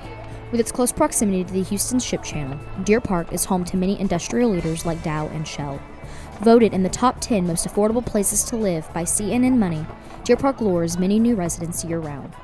These residents enjoy the comforts of many retail outlets, recreational locations, and historic sites like the Battleship Texas and San Jacinto Monument. And with a recognized school district that boasts award-winning athletic, culinary, and journalism programs, Deer Park continues to gain the attention of people nationwide. Come see what everyone's talking about and make your next visit to Texas a rebirthing experience in the birthplace of Texas. Don't worry, boots and jeans are optional. Work, stay, play, explore. That's Deer Park, Texas. Uniquely you. Ladies and gentlemen, Westbrook High School and the Beaumont Independent School District. 4-touchdown explosion by the Laporte Bulldogs in the first half. And here at the Thomas Center, we are back in the broadcast booth on the Raising Cane's halftime show. Joined now by Laporte alum and blogger for the Bulldogs, Keith Schul. And I'm sure as a Laporte fan and alum, you have to be pretty happy with the performance out of the Bulldogs in the first half. Yeah, they looked real good. Looked like the line was pretty dominant on both sides. And that quarterback sure can throw it, can he? Yeah, Jordan Jackson, especially on fourth down to Terrebonne. What a play. Yeah, I don't know how he got it through that. The defender was all over it, and Terrebonne somehow came up with it. You know, it's funny that the Bulldogs, although 4-1, were in -2 in their turnover ratio for 2012. They are susceptible of coughing the football up, but they got it back defensively. Yeah, the defense is starting to pick it up. They had a couple of rough games, and they're really pulling it back in right now. Jose Scott missed the first 2 games due to suspension, was concussed in the Clear Springs game, and you had mentioned that you felt that he played his best game last week against Sterling, and he gets in on the fun here offensively tonight. Yeah, that was a beautiful tiptoe. I was standing right down there in the end zone, so I got a close-up view of it, and he's looked real good last week, and looks like he's starting to run back in form. Yeah, and this is such a polarizing guy. There was rumors last year that he was offered scholarships as a sophomore, which we know can't happen, but he's got a who's who on his offer sheet right now. Yeah, I think he's right now looking at A&M, LSU, and UT are his top 3, so we'll see what happens. He's going to announce after the season. So. Fantastic. Now let's go back to last season and an improbable win over the Katy Tigers, a team that eliminated them in a pretty big fashion back in 2008 in the same round, 9-7. Would you classify that, as Jeff LaRoe did to me earlier, the biggest win in the franchise in the program's history last year at Tully Stadium, 9-7? Yeah, for sure. I mean, they've got crushed the last 2 times to Katy, and then came out there with the game plan, and the kids gave it their all, and I think it showed the next week. It was a tough game. Yeah, exactly. What do you remember most about the Katy victory, other than the fact that it was cold and wet at Tully Stadium? Yeah, the wind was really kicking. It was real cold. Some people weren't even prepared for it to be that cold up in the stands. But what I remember is Laporte crashing the corners on defense and stopping that run for Katy. And the pass wasn't effective because of the wind. So. Right, and then, of course, the next week, they go up against an in-district rival, Port Arthur Memorial, and, yeah, you could definitely tell that they took a lot out of themselves to win that Katy game. What do you expect to see in the playoffs this year out of the Laporte Bulldogs? Because right now, even though they're not in, you can tell by the way they're playing on the field, they're likely going to be one of the 4 out of 21 5A. Yeah, I think it remains to be seen this year. They're starting to crank it up. They always get better as the season goes on. Last year was the same thing. Pre-district, they weren't hitting people real hard. And then when the season progresses, they get the adrenaline pumping, and they're always a good playoff team. So expect to see that again. How much fun are you going to have in 2 weeks? After an off week next week, Laporte won't play. They get Deer Park, a good old rivalry game at home for the second consecutive year. They won it last year in overtime. Yeah, it'll be a capacity crowd, and they try to get as many people in there as they can. Something crazy always happens. It's a real fun atmosphere to go to. If you could make it out, I would suggest you come see the game. Keeping in theme of District 21 5A, are North Shore back? Yes, for sure. I mean, they had a tough schedule in pre-district, and they had no problem with any of it. They're back, and they're to be reckoned with. We'll see what happens. And it seems as though Port Arthur Memorial could very well go right back to the state semifinals the way they've played. Yeah, Port Arthur is going to be a big game at the end of the year for Laporte. Whoever loses that game likely gets Manville in the first round of the playoffs, so it'll be some extra incentive in the last game of the year. All right, one last thing. Tell people where they can find your work online and your Twitter handle, because I know you're really busy on Twitter. Yeah, it's lpbulldogs.blogspot.com, and then on Twitter it's at lpbulldogblog. Fantastic. Thanks for stopping by, Keith. All right, thank you. Enjoy the second half. All right, I will. Keith Schull, Laporte Bulldogs. Again, laportebulldogs.blogspot.com and at lpbulldogblog on Twitter. We'll be back with more on the Raising Cane's halftime show in just a moment. First thing people say after trying Raising Cane's premium, fresh, never-ever frozen chicken fingers, served with extra long crinkle-cut fries, made fresh daily cane sauce, and grilled Texas toast, they say, "Where have you been all my life?" To which our chicken fingers don't reply because, well, chicken fingers can't talk. Raising Cane's, one love. College football returns to Reliance Stadium as the Big 12 faces off against the Big 10 at the Meineke Car Care Bowl of Texas, Friday, December 28th. Bring your family and friends to experience the passion, pageantry, and football tradition that can only be seen in the Lone Star State. For more information, go online to MeinekeCarCareBowlOfTexas.com or call 832-667-2390. We'll see you in December for a football celebration as big as Texas. Fanatic? Open a Texans checking account with First Community Credit Union and you could win a trip to the big game in New Orleans. Just visit TexansChecking.com and open your account. Signing up is easy and free. You'll get a customized Texans debit card. And best of all, you could win a trip to New Orleans for the big game or other great prizes like trips to Texans road games and the 2013 draft in New York City. Be a fanatic. Visit TexansChecking.com and sign up for your chance to win. First Community Credit Union, the official credit union of the Houston Texans.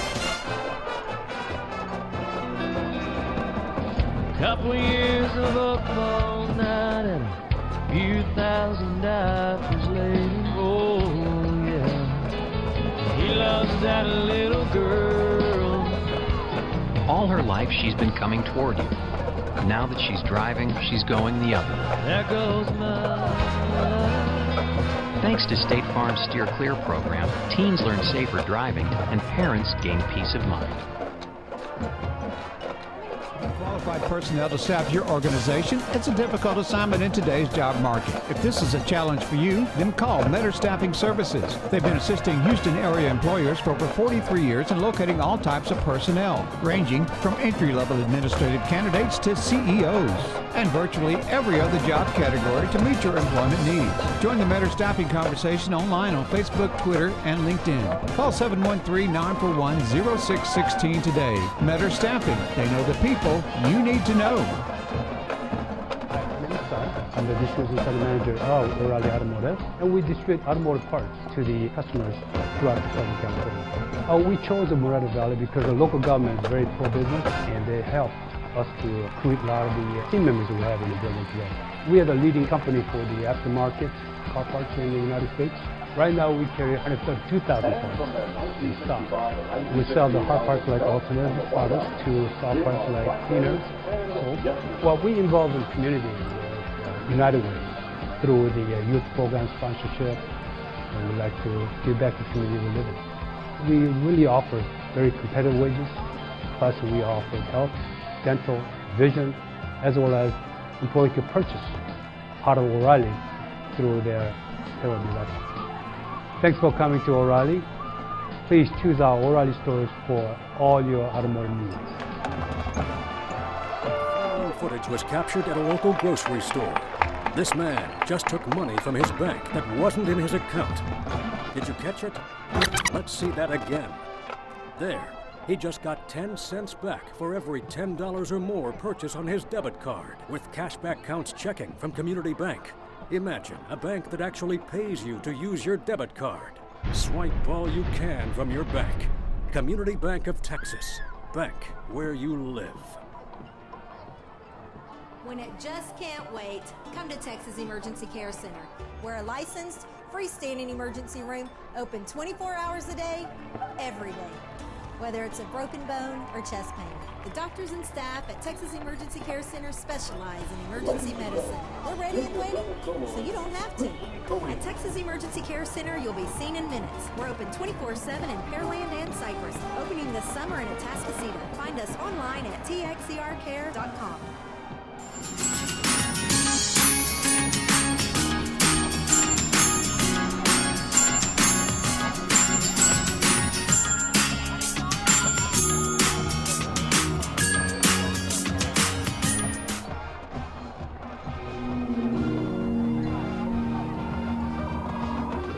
Let's hear it once again for Dallas Ball and the Westbrook Star.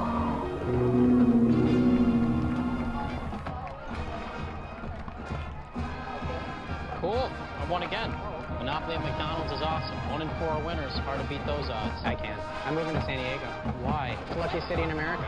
It's got the most sweepstakes winners and the fewest lightning strikes. Doesn't matter where you are. Still 1 in 4. Just the same, I think I prefer San Diego. It's the 20th edition of Monopoly at McDonald's, and 1 in 4 wins. With over $300 million in cash and great prizes, it's the most prizes ever. The simple joy of winning. Welcome back to the Raising Cane's halftime show. 28-0 Laporte on top of Westbrook after 24 minutes of play. Back up in the broadcast booth, Michael Silvers alongside Brent Moody.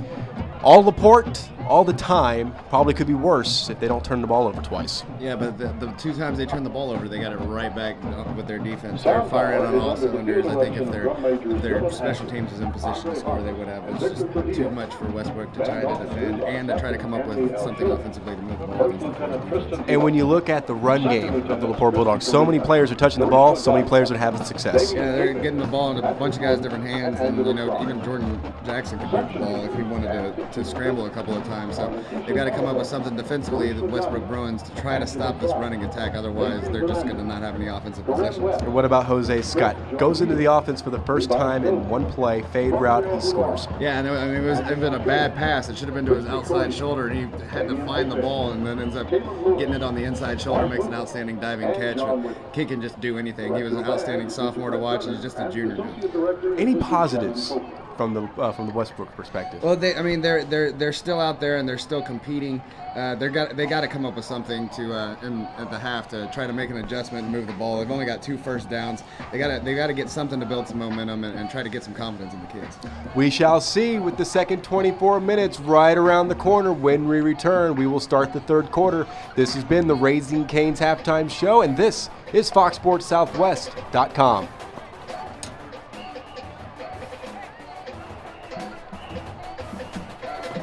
Nestled in the comfort of the Texas Gulf Coast, Deer Park, Texas continues to prove why the birthplace of Texas is on everyone's mind.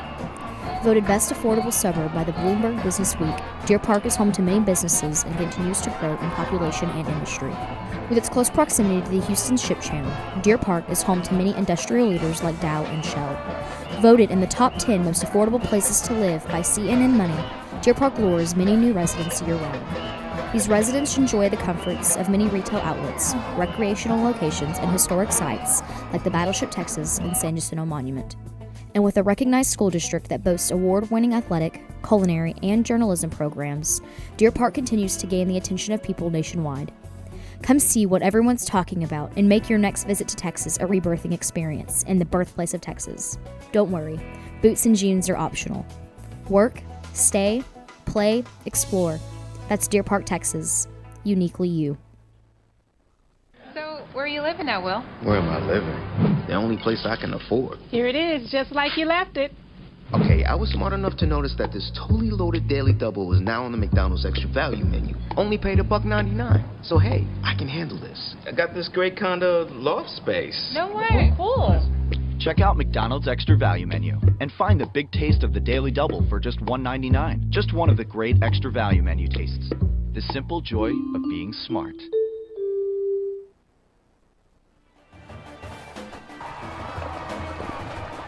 The Westbrook Bruins make their way back out on the field. We'll see what the adjustments were as we begin the get ready for the start of the third quarter. Michael Silvers and Brent Moody. Laporte made their entrance back on the field moments ago.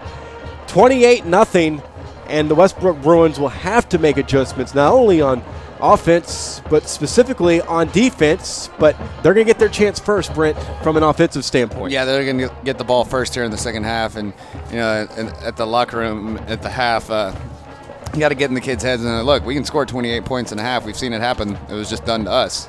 We got to get out here. We got to score on this first possession and let Laporte know that we can play with them and try to get back into this ball game. But it all starts with this first possession of the second half. Let's run down the first half stats for Laporte. Oh, just so dominating. 217 yards on the ground, 88 yards passing for Jackson, 305 yards of total offense in the first half for Jeff LaRoe's team. They picked up 14 first downs. They were 2 for 4 on third downs, converted a fourth down. That was a touchdown pass from Jackson to Terrebonne. 4 penalties called on the Bulldogs for 30 yards, 2 fumbles, time of possession 14-35. For Westbrook, just 29 yards rushing, 29 yards passing for Clack, 58 yards of total offense in the first half for the Bruins under head coach Kevin Flanagan. 2 first downs, 1 for 7 on third downs, 2 penalties for 14 yards, 2 interceptions thrown by Clack, 9:25 their time of possession. They'll have to set the tone here early. Medina will kick it off. Ball is teed up at the 40-yard line as we get ready to start the second half here from Beaumont. We'll thank Mike Sanchez and Keith Schul for joining us on the Raising Cane's halftime show.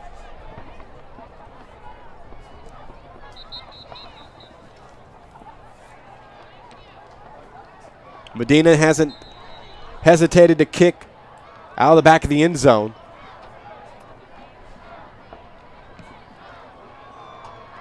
This one likely the same, and indeed, ball will come out to the 25-yard line.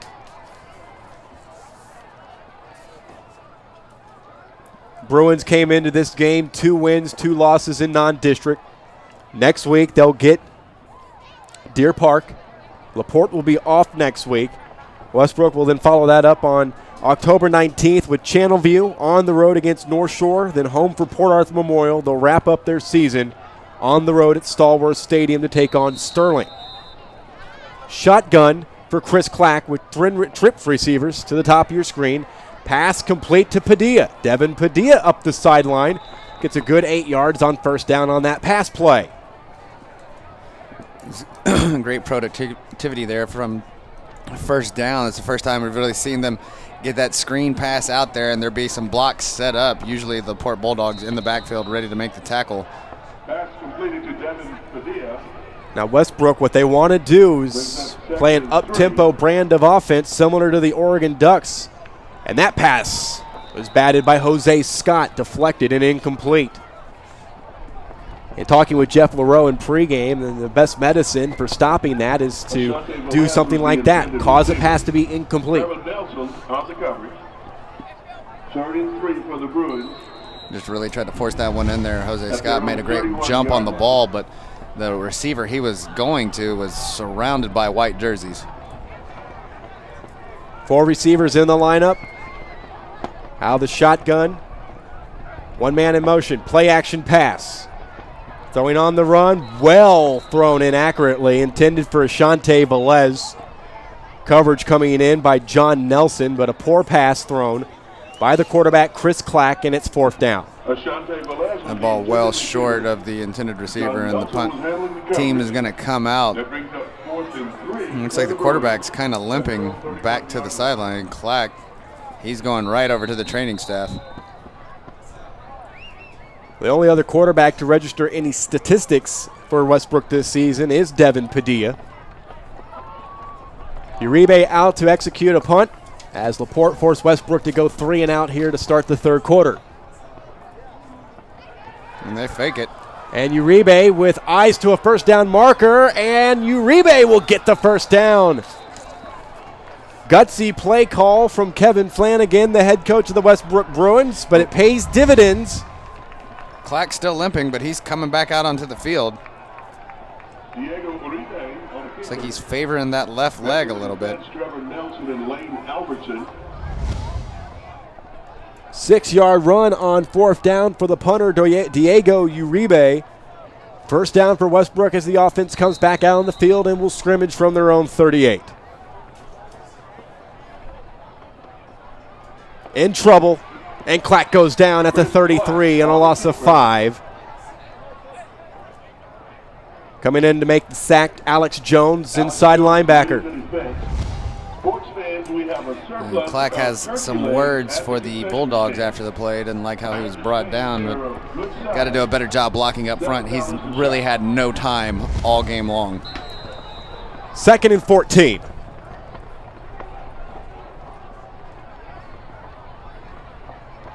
Hervey. Pulled down from Lane Albertson. Also in on the tackle, Justin Piquel.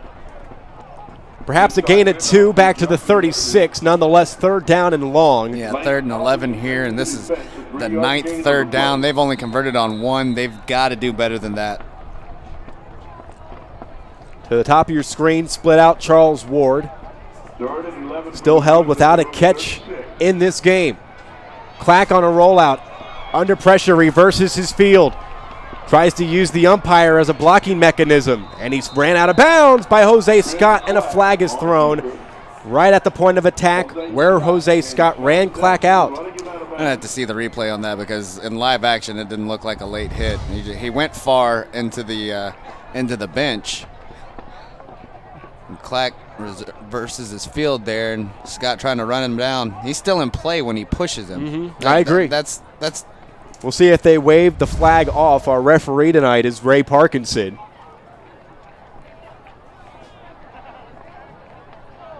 Got a personal foul. Unsportsmanlike conduct. Or white. Guess not. Hit outbound. And like you saw in the replay, they were still clearly in bounds. He can't control how far Clack goes into the bench from the push, and it didn't really even look like he pushed him hard. Nonetheless, it is another first down for the Bruins, and they are in Laporte territory for, I want to say, the first time in this game, or maybe the second. Third time. Third.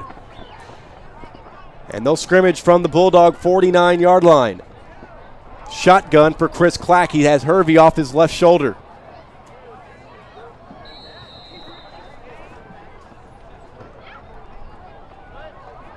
Both times. Drew him off sides.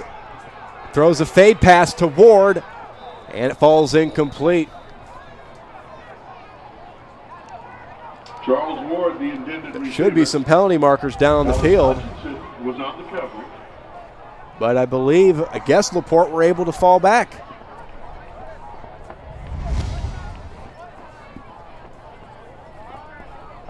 So the pass falls incomplete. 3 straight incomplete passes for Chris Clack.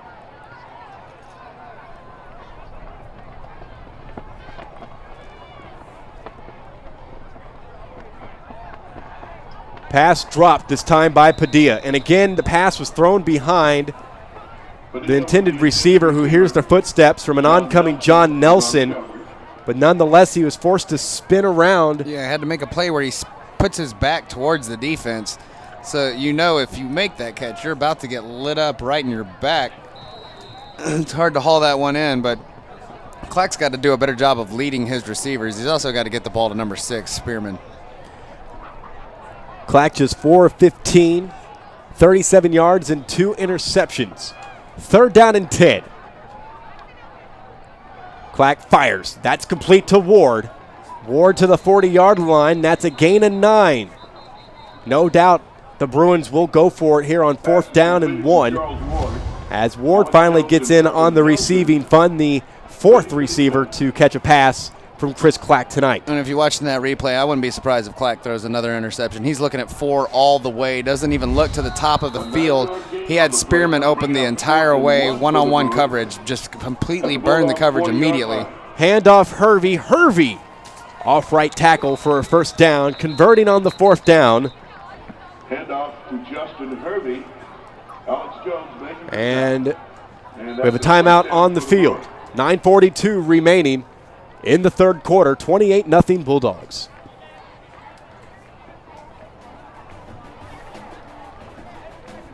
How about an ale? Bigger. No, bigger still. Ah, it's good to be king. This fall, experience king-size dining, shopping, merriment, and more at the Texas Renaissance Festival. Discount tickets are on sale now at Randall's, Walgreens, Wood Forest National Bank, and online at TexRenFest.com. The Texas Renaissance Festival. Choose your own adventure. Cool. I won again. Monopoly at McDonald's is awesome. 1 in 4 winners. Hard to beat those odds. I can. I'm moving to San Diego. Why? It's the luckiest city in America. It's got the most sweepstakes winners and the fewest lightning strikes. Doesn't matter where you are. Still 1 in 4. Just the same, I think I prefer San Diego. It's the 20th edition of Monopoly at McDonald's, and 1 in 4 wins. With over $300 million in cash and great prizes, it's the most prizes ever. The simple joy of winning. Hi, my name is Sun. I'm the distribution center manager of O'Reilly Automotive, and we distribute automotive parts to the customers throughout the Southern California. We chose the Moretti Valley because the local government is very pro-business, and they helped us to recruit a lot of the team members we have in the building today. We are the leading company for the aftermarket car parts in the United States. Right now, we carry 132,000 parts in stock. We sell the hard parts like alternative starters to soft parts like cleaners, soap. Well, we involve in the community with United Way through the youth program sponsorship, and we like to give back to the community we live in. We really offer very competitive wages, plus we offer health, dental, vision, as well as employee could purchase part of O'Reilly through their payroll deduction. Thanks for coming to O'Reilly. Please choose our O'Reilly stores for all your automotive needs. Couple years of up all night and a few thousand diapers later. Oh yeah, he loves that little girl. All her life she's been coming toward you. Now that she's driving, she's going the other way. There goes my life. Thanks to State Farm's Steer Clear program, teens learn safer driving and parents gain peace of mind. 28-0 Laporte leading Westbrook, but a fourth down conversion has kept this drive alive for the Bruins, who trail by 28. And will scrimmage from the Bulldog 37-yard line, first down and 10. Had a fake punt, which netted a first down. They've got a first down via an unsportsmanlike conduct penalty for a late hit out of bounds called on Jose Scott. And on first down and 10, and it's Clack who's in trouble. Down he goes. The ball came loose, but he'll rule him down. The officials will rule him down at the 45-yard line. Loss of 8 on the sack. We'll take another look to see who was able to get to Clack first. It sure looked like the ball came out before he was down. That was Jose Scott, too. The ball is definitely out before he's down. No fumble. Clack was already down. Jose Scott making the stop. Jose Scott already making a bid for the player of the game. Thing he's done defensively, and then also got involved offensively and has that touchdown reception. Loss of 8 yards on the sack of Chris Clack by Jose Scott. Second down and 18.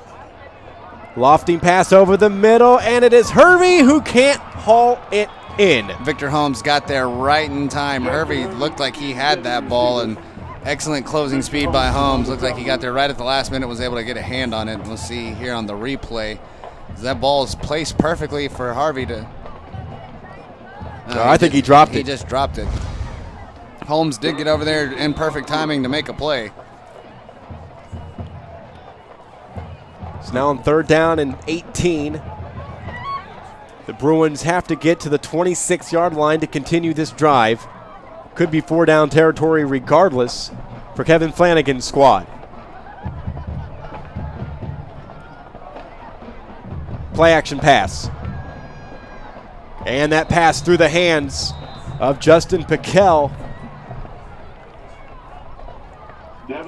Pass intended for Cameron McBride. 1 of 11 now on 3rd downs, and Clack never looks to the other side of the field. He's looking left side all the way. There's 4 white jerseys around the receiver he went to. There's got to be somebody open on the field. I beg your pardon. That was Padilla, the intended receiver. And the punt team will come out as Diego Uribe stands at his own 45-yard line.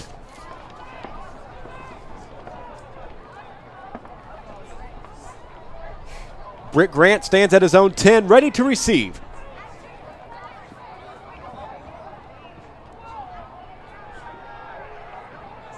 That punt off the side of Uribe's foot and down at the 29-yard line. Really just about a 15-yard punt. And the Bulldogs will come out on offense for the first time in the second half with a 28-point advantage. And 8:37 remaining on the 3rd quarter clock. For the Bulldogs, they'll sit idle next week in preparation for their home game against Deer Park. Follow that up on the 26th of October with a road game at Channelview, then back home for North Shore. They wrap up the year on the road in Port Arthur against the Titans. On 1st down and 10, here's a handoff. In the second level, into the secondary, Keith Whiteley to the 20-yard line. And Whiteley out of bounds at the 10. 61 yards on the run, 1st down and goal for the Bulldogs. 15th first down of the game, but should get more from the run Whitley just had. Outstanding job, just gets to the right side of the defense. Really nothing that they can do. Nothing that they've come up with defensively to try to slow down this running attack of the Bulldogs. And if they just keep rushing the ball like this, eventually some team's going to be stacked enough defensively to stack the box and slow them down. And then it's going to come down to Jordan Jackson's ability to throw the ball. But as long as they can run the ball like this against the opposing defenses, they might as well just keep it on the ground. 1st and goal from the 9. Back on the ground, left side, Whiteley. Whiteley to the corner of the end zone. Touchdown. He's only rushed for 186 yards, and now he has a touchdown. For the Bulldogs.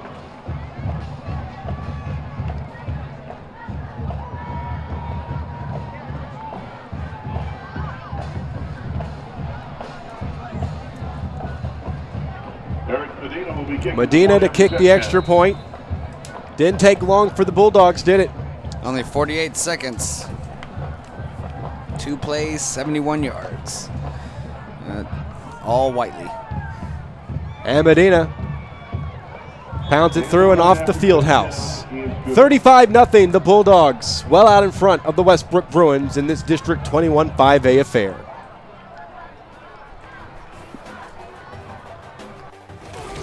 Football returns to Reliance Stadium as the Big 12 faces off against the Big 10 at the Meineke Car Care Bowl of Texas, Friday, December 28th. Bring your family and friends to experience the passion, pageantry, and football tradition that can only be seen in the Lone Star State. For more information, go online to MeinekeCarCareBowlOfTexas.com or call 832-667-2390. We'll see you in December for a football celebration as big as Texas. Congratulations, Eddie. She said yes. 35-0. Laporte on top of Westbrook after a 2-play drive. For more, here's Brick. 9-yard touchdown. 9-yard touchdown run by Whiteley caps off a drive of only 2 plays, 71 yards, and only 48 seconds off the clock. The extra point attempt by Medina was good. That score coming with 8:12 left in the 3rd quarter. It's 35-0. Laporte on top of Westbrook. Bruins will get it back. Goal now, obviously, to try to avoid the shutout. As it would appear with 8:12 remaining in the 3rd quarter that this game is well in hand for the Laporte Bulldogs. Stranger things have happened and can still happen here tonight. Medina kicks it out of the back of the end zone, so the Bruins will start on their own 25-yard line. Next Saturday on Saturday Night Football, presented by Texas Emergency Care Center, District 17 5A football will be spotlighted as the Langham Creek Lobos visit the Cy Creek Cougars. Coverage from the Berry Center will get underway at 5:45 right here on FoxSportsSouthwest.com. Should be a fun one next week. Langham Creek upset Cy Falls back on Thursday, and Jersey Village upset Cy Creek last night. But what else is new in District 17 5A? Cy Fair schools just beat up each other, and most of them out of that 10-team district and 10-school district are very evenly matched. 1st and 10 from the 25. And a handoff, and nothing doing for Justin Hervey. Hervey a loss of 2 back to the 23. Corey Lee and Alex Jones making the defense for the Bulldogs. Hervey 7 rushes, 7 yards. Went over the 100-yard mark in a win over Chavez 2 weeks ago. Had a pair of touchdown runs in the game. And it just almost seems like there's more white jerseys on the field than blue. Like they just don't have enough people to block. Quick pass, left side, caught by Wilkerson. Isaiah Wilkerson over the 30, and then starting to get pinned back by Vic Holmes, who leads the way on the defensive end for the Laporte Bulldogs. Forward progress stopped at the 31 on an 8-yard pass play. It's a good job to get to the 31, bring up a 3rd down and manageable, because they've had all kinds of difficulty moving the ball on 3rd downs. This is a 12 attempt. They've only converted on 1. 3rd down and 4. We'll look over the sideline for the play call.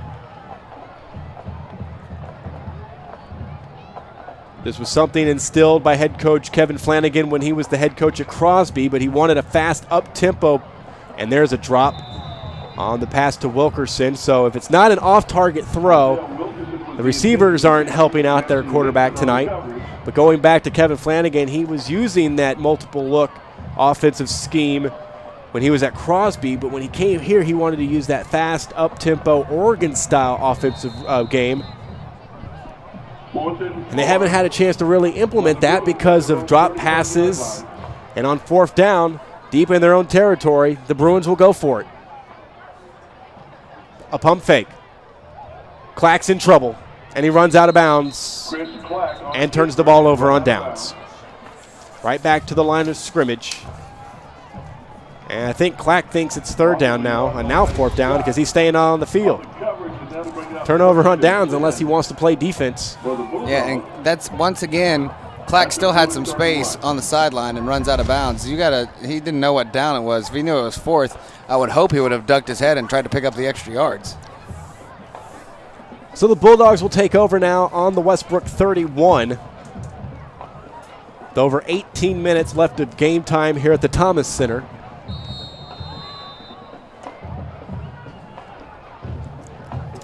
And I would reckon Laporte will keep the first teamers out there for the remainder of the 3rd and allow the second team to come in on both sides of the ball in the 4th, and that's only my assumption. Jackson hands it off to Whiteley, and then the reverse to Lewis, and Lewis will be pulled down inside the 25-yard line to the 23, and a gain of 8 for Jonathan Lewis. Oh, they don't run this play often. They get Jordan Jackson out in front of him, and he just looks lost on who he's supposed to block. They're already past that guy. Jordan Jackson's got to keep his head up the field and go block somebody else. Tyler Gilrery on the stop. 2nd down and 2 for the Bulldogs. Terrebonne to the top of your screen. Whiteley the lone setback with a double wing. And it's Jonathan Lewis who's in trouble running backwards outside of the 30 and out of bounds at the 34-yard line. On the pursuit, multiple Bruins, but forcing him out of bounds, Devontae Williams. And there is a flag down back at the 39-yard line. He just got in the backfield and just kept pushing him back. He was thinking he was going to get the angle. You wonder, since that was where he went out of bounds, if perhaps the Westbrook Bruin defense provided a little something extra, but it doesn't look like that way. It Laporte looks like thinks Laporte's it's on going them. back. Yep. That's got to be declined. Absolutely no reason to take the penalty when Lewis ran out of bounds. Well, it's coming at the end of the play. So they're going to mark him back, including the lost yardage. Okay. But so no loss of down. It's going to bring up another second down. Line of scrimmage is at the 49. They're going to need 25 yards to get down to the, or excuse me, 28 yards to get down to the 21 to continue this possession, because that is where the first down marker is located. They're going to say there is a loss of down. So third down and long on the flea flicker, a deep pass, Jackson to Marks, and a one-handed catch for the touchdown. Oh, that'll make a couple of kids highlight reels. Jordan Jackson with an outstanding pass, and what a job by Marks. Jordan Jackson gets back and just lets this one go. Perfect pass to his wide receiver, and look at that one-handed catch. Just runs right under it and reaches out and grabs it and hauls it in.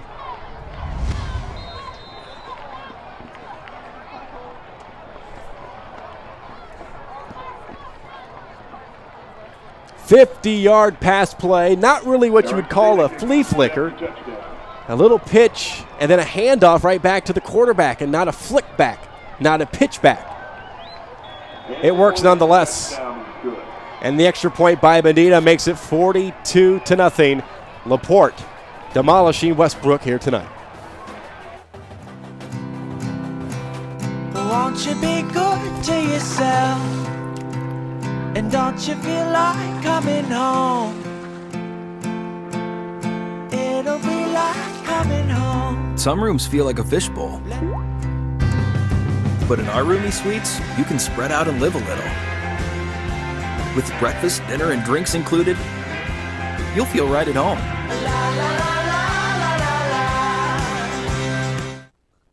Following footage was captured at a local grocery store. This man just took money from his bank that wasn't in his account. Did you catch it? Let's see that again. There, he just got 10 cents back for every $10 or more purchase on his debit card with cashback counts checking from Community Bank.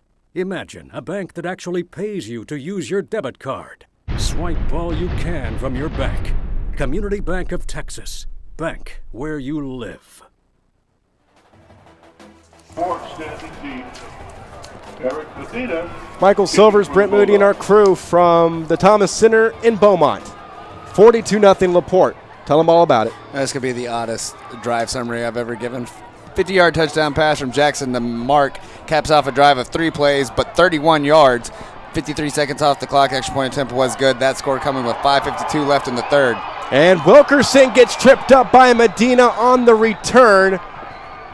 That's been an issue at times for Laporte this season, special teams.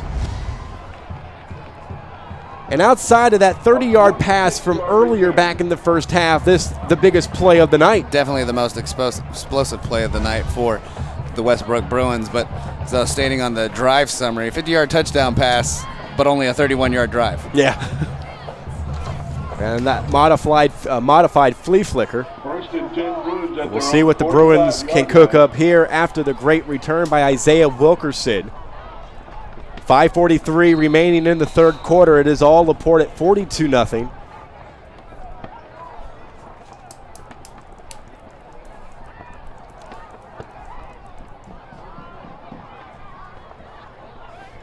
Hervey on the handoff, runs into one of his offensive linemen and falls down.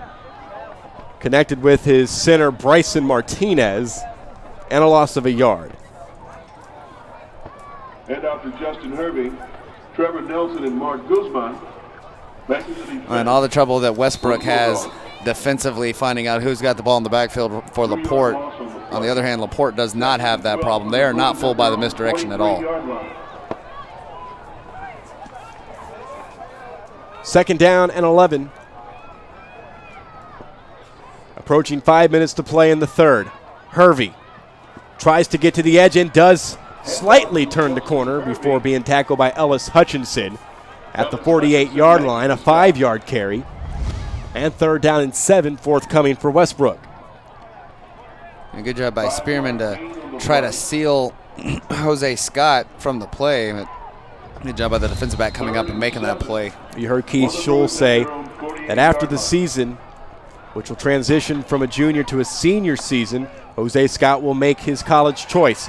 Pass intercepted. Into no man's land, picked off. And Garrett Green, playing defense for the Bulldogs on that play, comes away with the pick. And the 3rd interception thrown tonight by Chris Clack.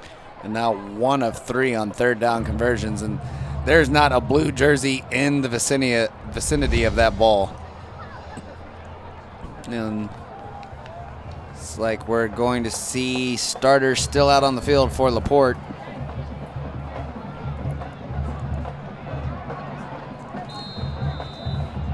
First down and 10 for the Bulldogs, leading 42-0. They're not done yet. Handoff to Whiteley. Whiteley gets a great block and barely into Westbrook territory. He takes it to the 49-yard line on a gain of 9. And they're coming across the left side. And huge block there. Never saw it coming. Gain of 9 on the play. But they felt it, and we've got a timeout taken.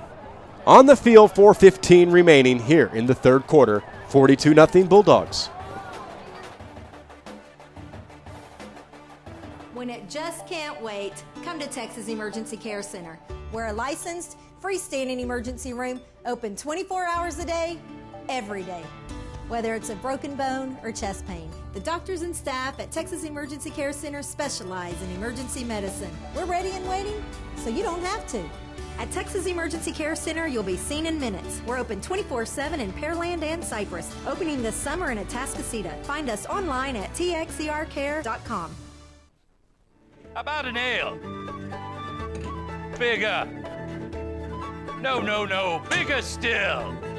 Ah. It's good to be king. This fall, experience king-size dining, shopping, merriment, and more at the Texas Renaissance Festival. Discount tickets are on sale now at Randall's, Walgreens, Wood Forest National Bank, and online at TexRenFest.com. The Texas Renaissance Festival. Choose your own adventure. Hey, big dog. Listen, son, your 20s, gosh, they can be such a magical time. Wait, what? Like a good neighbor, State Farm is there. Hey, Kevin. Keisha, you made my car insurance super easy to understand. What are they talking about? They're kicking you out. What? Like a good neighbor, State Farm is fair. With a walk-in closet. But I just graduated. A dojo. Oh! Sauna. Gross. I'll help you pack. Agents make insurance easier. Get to a better state. State Farm.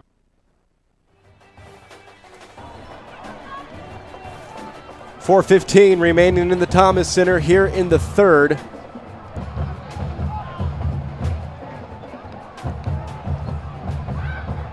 Second down and a yard as we come back to play for the Bulldogs, who lead by 42. Bottom of your screen split out is Terrebonne. Kind of blocked by our box. But you can see his head peeking out there. And a pitch. Grant, out of bounds at the line of scrimmage. On the pursuit, Justin Gilrery. Yeah, with that spot, they're going to almost give him the first down. Justin Gilrery making the defense. And they're saying he's just shy and keep that clock rolling.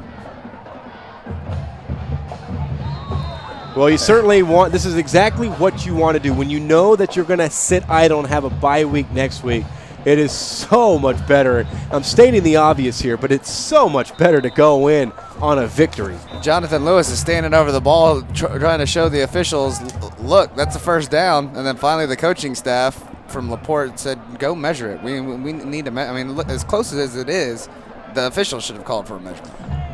Bulldogs will go into their idle week, 5 wins, 1 loss. Winners of 3 in a row. Unless something miraculous can happen from the Westbrook perspective in the next 15 minutes, 55 seconds. And see, the thing is, if Laporte has any kind of passing game at all, which they do, until someone can stop their run game, they have no reason to show it to anyone. And so as long as the running game is working so well, then they're just going to come up about a couple of links short here. They're very short of the first down, but as long as nobody can stop their running game, there's no reason to show your passing game to anyone, and just let that be your bag of tricks once the playoffs start.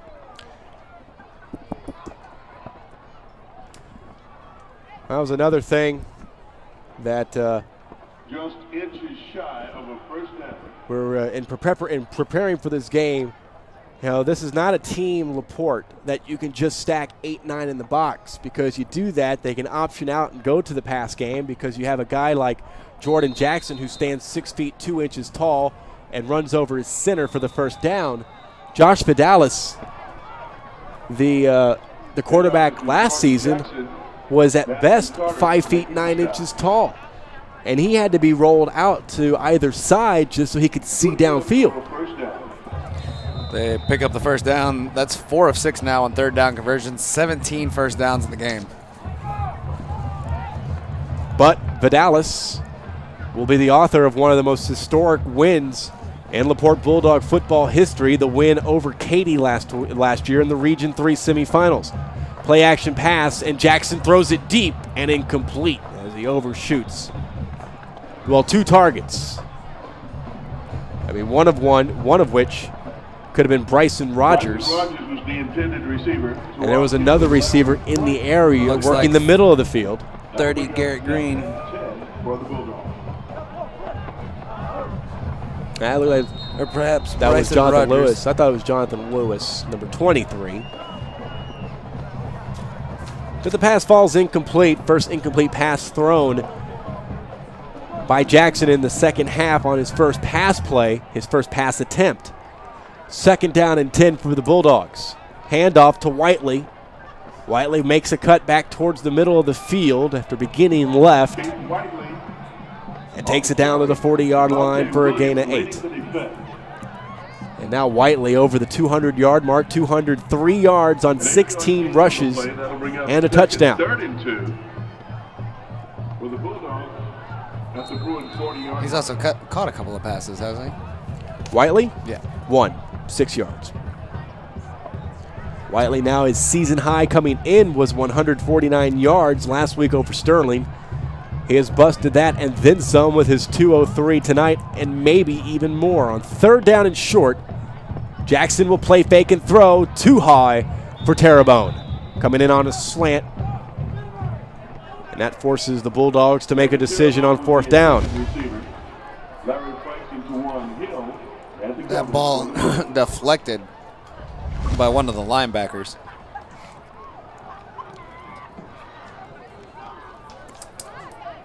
I'm very curious on whether Eric Medina is going to try a 57-yard field goal with this or if he's going to punt. With this wind, I wouldn't be surprised. He's going to try. This is a 57-yard field goal. Get the camera ready for perhaps the highlight of the night. Medina's got the leg. It is good from 57 yards out. Eric Medina makes it 45-0. And you get the ball there with this kind of wind, you know he's standing by the coach. Just let me try. Just let me try. But he had plenty of leg. He probably could have hit that from 60, 62. That's when you know everything is going your way. Medina from 57, 45-0 Bulldogs.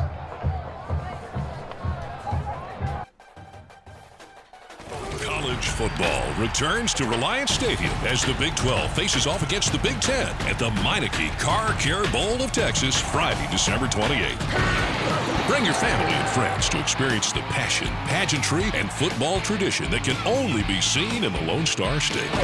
For more information, go online to MeinekeCarCareBowlOfTexas.com or call 832-667-2390. We'll see you in December for a football celebration as big as Texas.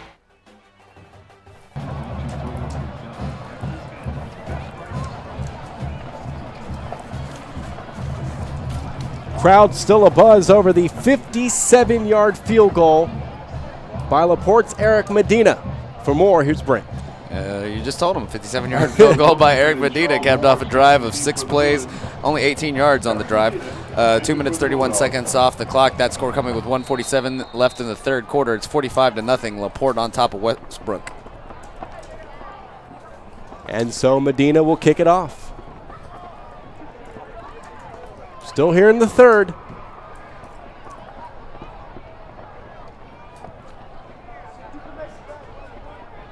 That one out of the back of the end zone. Ball will come back out to the 25-yard line. You know, sure, he had help. But that's still 57 yards, and you can have all the wind help you want. But to have the accuracy to get it through those uprights. Well, I really think they only allowed him to go for it because the ball was between the hashes. I think if he was on one of the hash marks, I don't know if they would let him try to go for 57 yards and try to hook it or slice it in there. He was dead center of the hash marks. Hand off to McBride here to start this possession. He maybe gets a yard. Victor Holmes came in and really cleaned his clock. That was a big hit for Victor Holmes. Jesse Hickman in also in the area defensively. They're going to give him about a gain, but it didn't, about a yard on the gain. It didn't look like he, no gain on the play. Couldn't be generous, could they? That'll bring up 2nd and 10 for the Bruins at their own 25-yard line. Trips receivers to the bottom of your screen. On 2nd down and 10, look over to the sideline.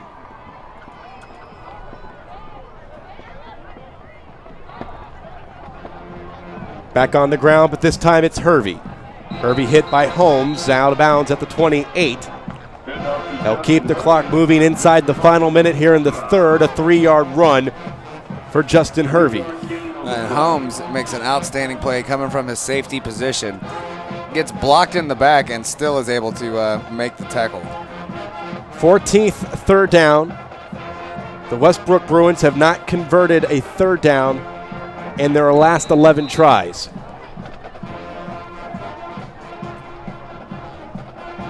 Everybody out. Passes batted down at the line of scrimmage.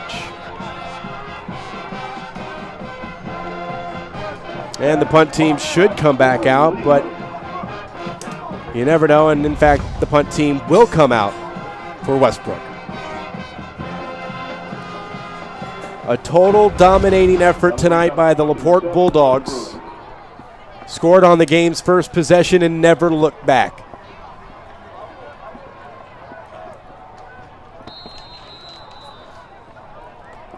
Uribe to execute punt number 6. His last punt went just 15 yards. He's had punts of 30, 34, 22, 36, and the aforementioned 15. This one a high kick. Bounces at midfield. And will be downed at the 48, a 20-yard punt. Remind you that next Saturday will come to you from the Berry Center, District 17 5A football, as Langham Creek visits Side Creek. We'll be on the air at 5:45 right here on FoxSportsSouthwest.com.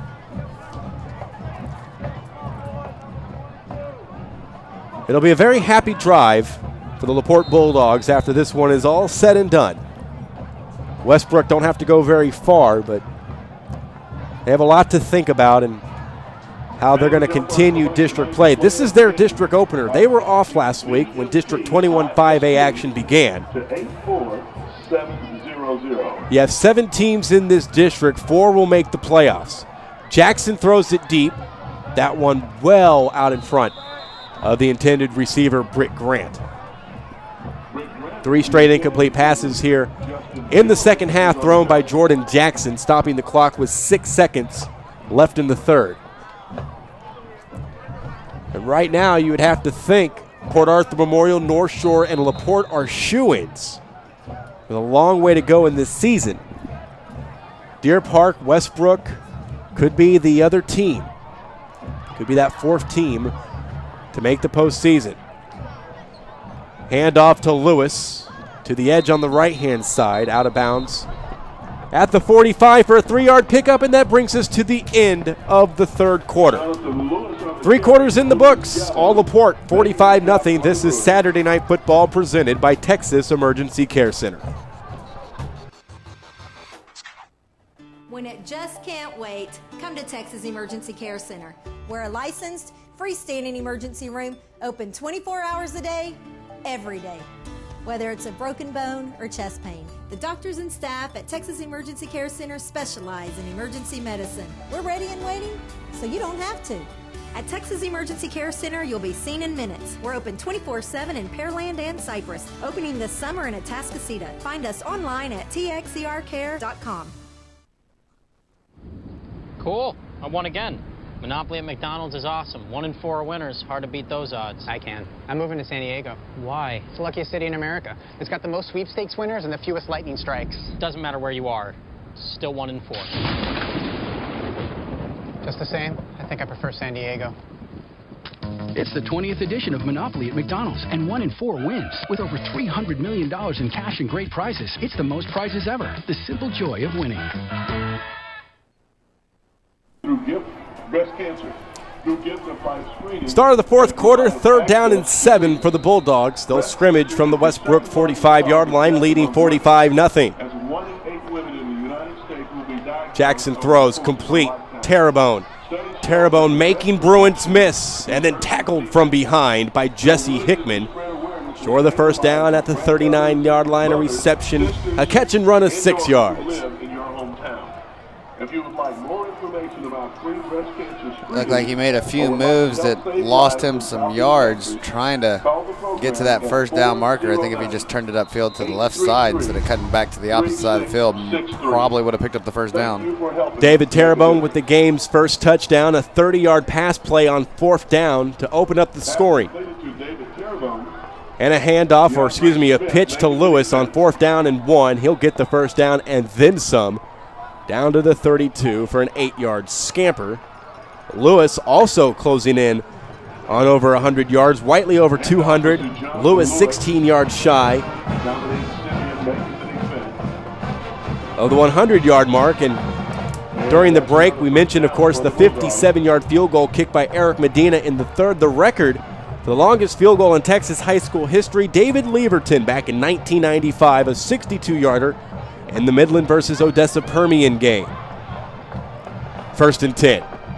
Handoff to Britt Grant, this side.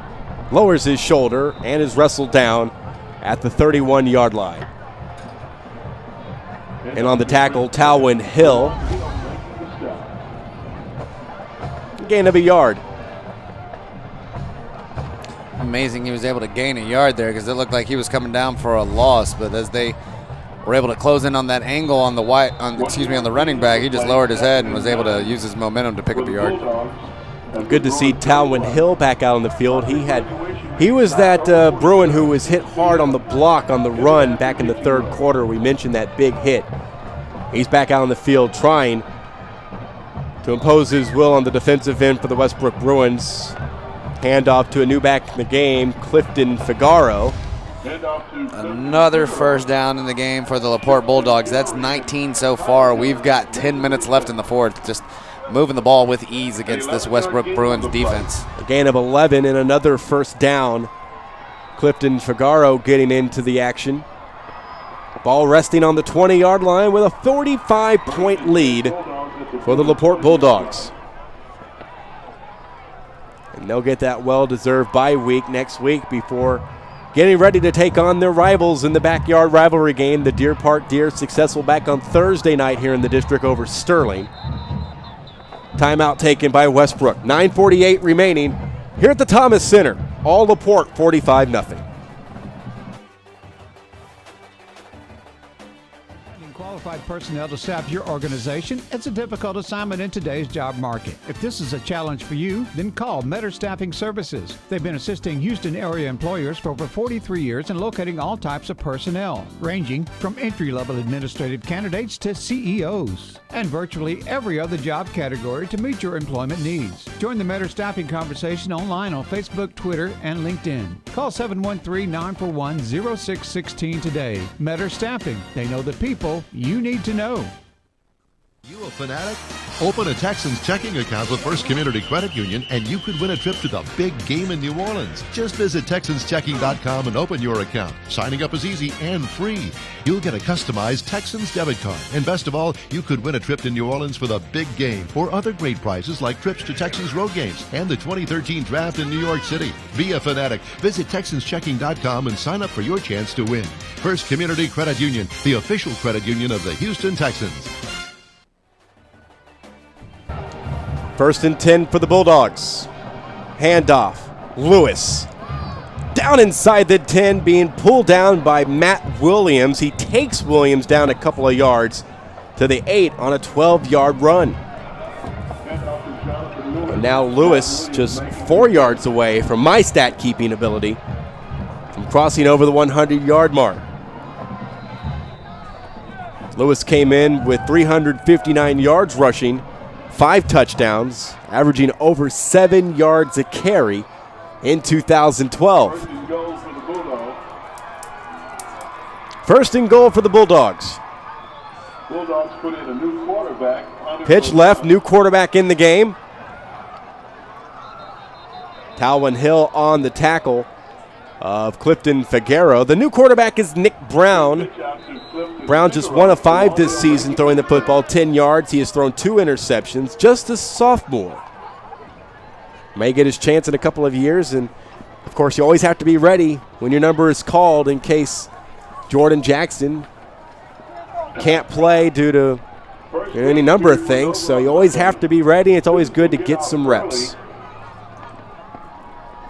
Students will get out early on October 15th. And if they're able to dominate the time of possession, come out and score early, this kid's going to get a lot of reps as a sophomore. With the teachers. 3 minutes gone by here in the 4th quarter. Brown looks over the defense on 2nd down and goal. He will throw. That one well off the mark and off target. Pass was intended for Bryson Rogers. Bryson Rogers was the intended receiver. Justin Guillory and Kadeem Charles making the defense. We'll bring up the 9th 3rd down attempt. 3rd and goal for the Bulldogs at the Bruins 7-yard line. Next week, a huge game in this district as North Shore will take on Port Arthur Memorial. That game is at Galena Park ISD Stadium next Friday. You will hear it live on LegacySportsNetwork.com. Video of the game will be recorded. You can catch it on our YouTube channel at youtube.com/LegacySportsNetwork. 3rd and goal from the 7 and a handoff to Britt Grant. Tries to get to the corner and will lunge his way over the pylon, or if he'll be marked out shy at the 2. No, if he was marked shy, he's shy closer than that. Justin Guillory Looked like he got the ball over the pylon. It looked like he started his dive much closer than that sideline. Here's some of the rushing particulars for the Bulldogs tonight. Whiteley, 203 yards, 16 carries, and a touchdown. Jonathan Lewis, 96 yards rushing on 10 carries, a touchdown. Britt Grant, 10 carries, 63 yards, no touchdowns. They'll go for it on 4th down and goal with a wishbone look in the backfield. Handoff, Figueroa. They come in off the sidelines. They roll a touchdown for the Bulldogs.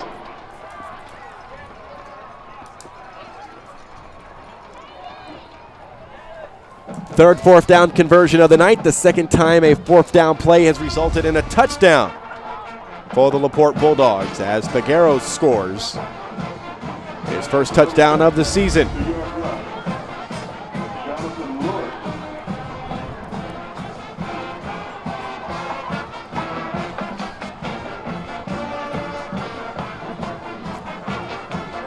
And for the first time this season, the Laporte Bulldogs have broken, the second time this season they have broken over the 50-point mark. Had 52 in the win over Brazos Wood a couple of weeks ago. That was 52-14.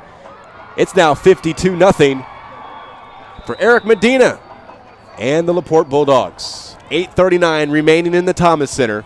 We'll be back in just a moment. Nestled in the comfort of the Texas Gulf Coast, Deer Park, Texas continues to prove why the birthplace of Texas is on everyone's mind. Voted best affordable suburb by the Bloomberg Business Week, Deer Park is home to many businesses and continues to grow in population and industry. With its close proximity to the Houston Ship Channel, Deer Park is home to many industrial leaders like Dow and Shell. Voted in the top 10 most affordable places to live by CNN Money, Deer Park lures many new residents year-round. These residents enjoy the comforts of many retail outlets, recreational locations, and historic sites like the Battleship Texas and San Jacinto Monument. And with a recognized school district that boasts award-winning athletic, culinary, and journalism programs, Deer Park continues to gain the attention of people nationwide. Come see what everyone's talking about and make your next visit to Texas a rebirthing experience in the birthplace of Texas. Don't worry, boots and jeans are optional.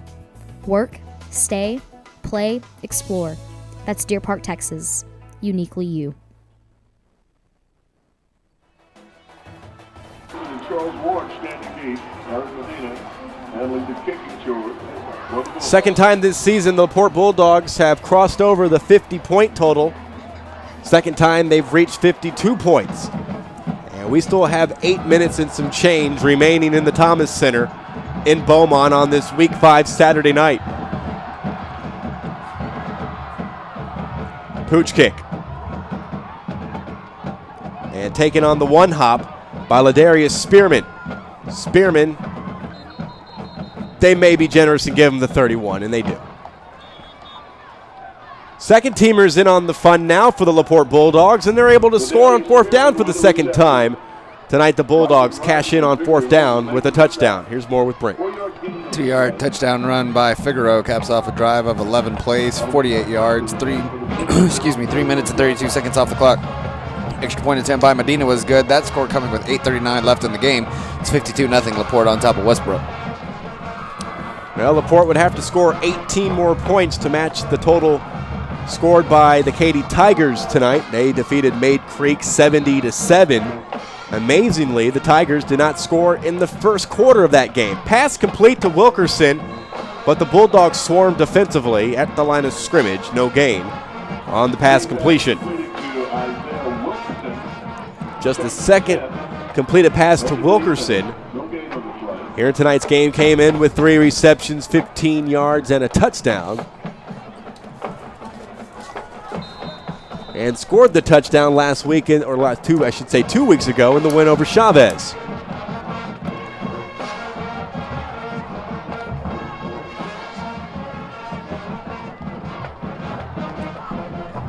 Second down run, the handoff to Hervey, absolutely nowhere. Blown up in the backfield, a loss back to the 27, loss of 4.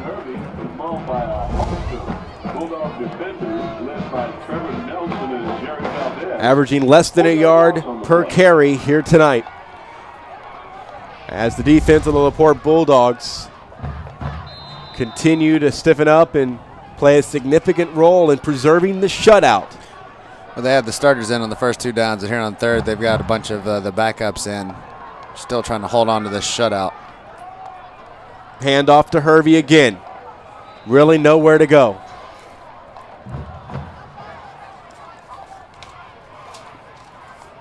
Coming in off the angle, Siren Mayo. Travis Hudson and Chase Smith making the defense. No gain on the play. No gain, and they're going to send the punter back out on the field again.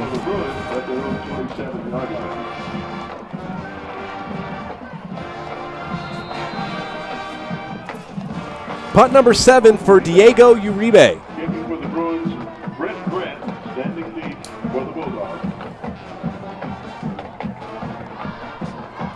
And Uribe will fake it again.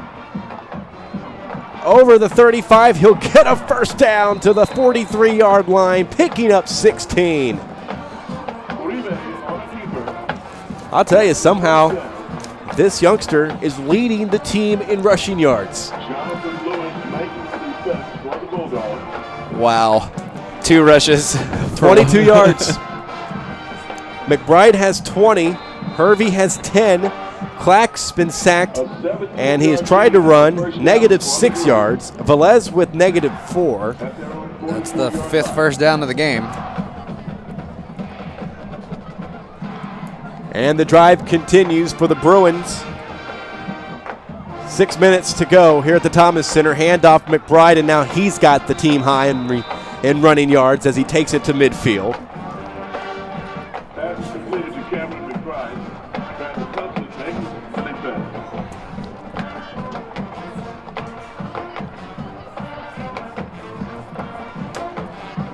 You gotta like what you see from Westbrook. They've been out of this game for a long time, but you don't see any of the kids like really hanging their heads or not trying anymore. They're still out there. They're still battling. And a timeout taken by the Laporte Bulldogs. They lead 52-0. 5:32 remaining here at the Thomas Center. Hi, my name is Son. I'm the distribution center manager of O'Reilly Automotive, and we distribute automotive parts to the customers throughout the Southern California. We chose the Moretta Valley because the local government is very pro-business, and they help us to recruit a lot of the team members we have in the building today.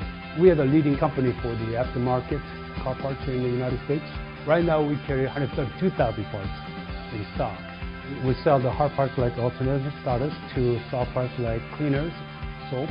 Well, we involve in the community with United Way through the youth program sponsorship, and we like to give back to the community we live in. We really offer very competitive wages, plus we offer health, dental, vision, as well as employee could purchase part of O'Reilly through their payroll deduction. Thanks for coming to O'Reilly.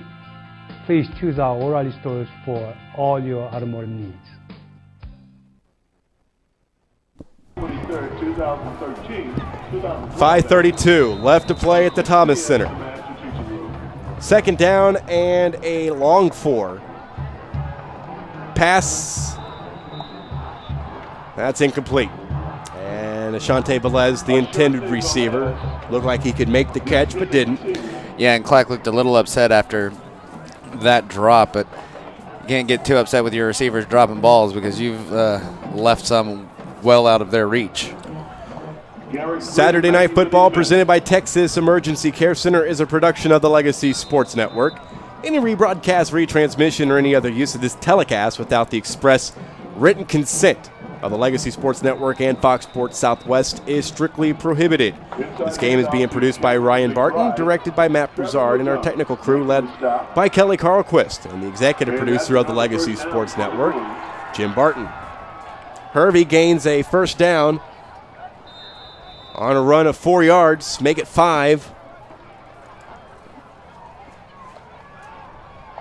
Handoff to McBride this time. McBride is tackled for a loss in the backfield as he tried to stretch it to the edge. Jonathan Lewis said no way. Jonathan Lewis making the defense. Loss of 2 on the play. 2-yard loss on the play. That brings up 2nd and 12 for the Bruins. Cy Creek and Langham Creek next Saturday night, 5:45, right here on FoxSportsSouthwest.com. Our first opportunity to check out District 17 5A football. We saw Cy Woods in our opening game on Saturday, Dynamo Stadium, downtown Houston. Pass. This one hauled in on the right side by Malachi Hargrove, and Hargrove inside the Laporte 30, taken down at the 28-yard line for a 19-yard pass play. It's one of a few times they've been able to get somebody the ball in some space, and did a great job getting the ball up the field, picking up another first down. That's 7 in the ball game now. Quickly back to the line of scrimmage with inside 4:30 to play. Might have caught the Bulldogs offsides. Pass complete to Spearman. Spearman fighting for yards. Won't get past the 25-yard line. A 3-yard reception. Leading way defensively for the Bulldogs, Brandon Bush. A 4-yard pass play. Making the defense. 3-yard gain on the play. Just the second reception of the night for Ladarius Spearman. Told you he has offers on the table from North Texas and UTEP.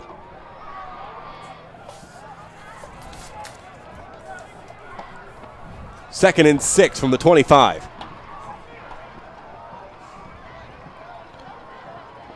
And Westbrook started early.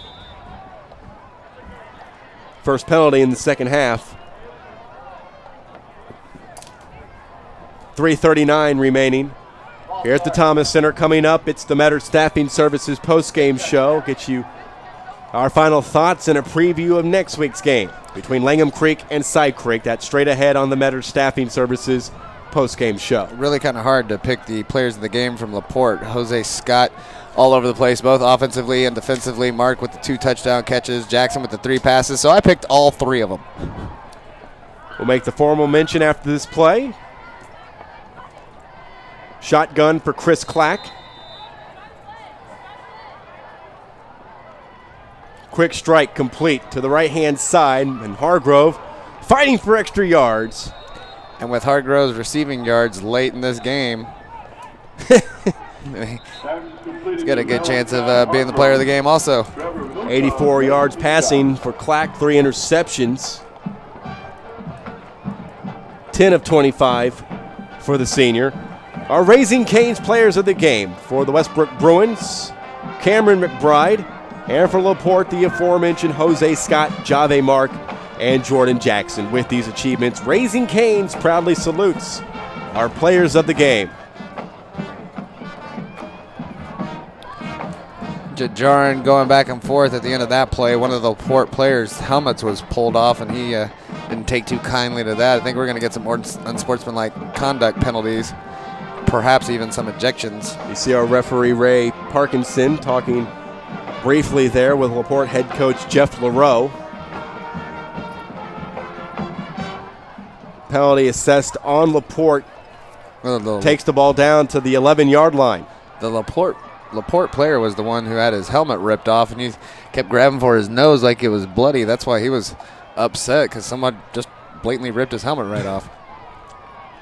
Goal here for the Laporte defense is to preserve the shutout, 52-0. Even if Westbrook scores, the margin of victory will be the biggest this season for the Bulldogs, and Hervey will score on the run. Justin Hervey from 11 yards out scores his 7th touchdown of 2012.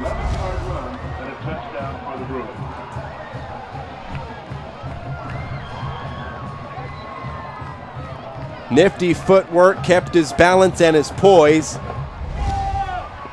So you got a good look at the run again. Justin Hervey avoids the shutout for the Bulldogs.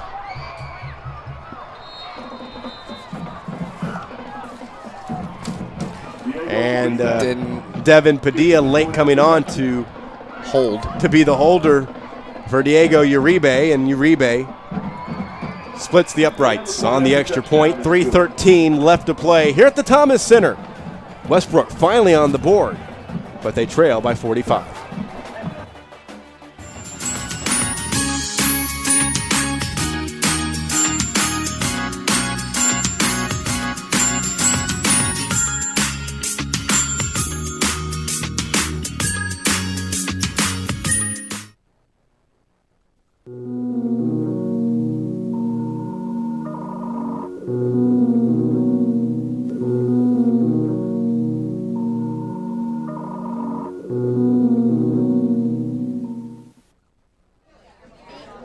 Welcome to Raising Cane's.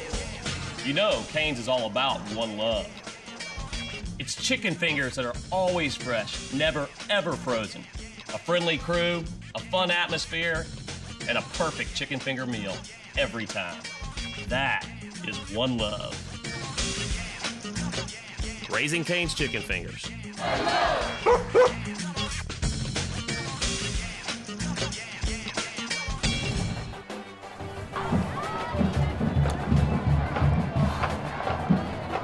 Just outside of 3 minutes left to play here in the fourth quarter. Westbrook avoid the shutout. And for more, here's Brent Moody on the drive summary. 11-yard touchdown run by Hervey caps off a drive of 13 plays, 69 yards, 5 minutes and 17 seconds off the clock. The extra point attempt by Uribe is good. That score coming with 3:13 left in the fourth. It's 52-7 Laporte on top of Westbrook. Coaches to our left in the Laporte coaches box have seen enough. They're ready to take their trip downstairs. On the pooch kick, ball came loose after the catch and return by Jave Mark. Mark's had an excellent game with a pair of touchdown catches. David Mark with the reception. Sean Square making the defense. And for Laporte, goal now will be to erase the final 3 minutes and 9 seconds off the clock. Excuse me, I shied Jackson of a touchdown pass. He has the 2 to Mark, 1 to Scott, and 1 to Terrebonne. 4 touchdown passes in the game.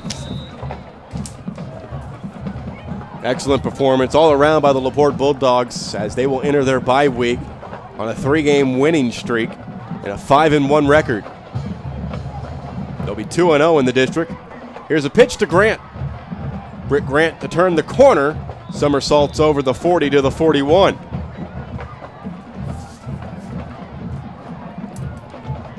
Not too late for Grant to go over 100 yards. It looks like Lewis's night offensively is done. He had 10 carries for 96 yards and a touchdown and 9.6 average yards per run. And then you're just going to see next year Jonathan Lewis move into a Keith Whiteley kind of role. Britt Grant will be the Jonathan Lewis. Got a nice little slew of running backs.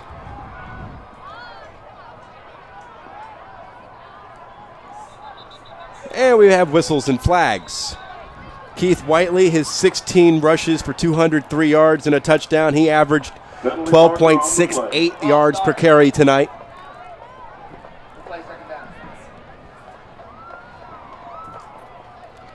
That'll help out your personal stats.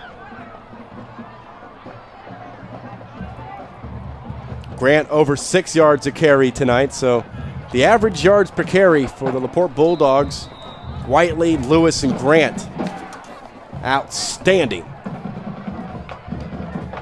Nothing less than over 6 yards a carry per average tonight. Here's a pitch to Figueroa. Figueroa turns the corner with another flag down. Pitch out to Clifton. We understand you're frustrated. I would like to know what they were averaging on runs on first down.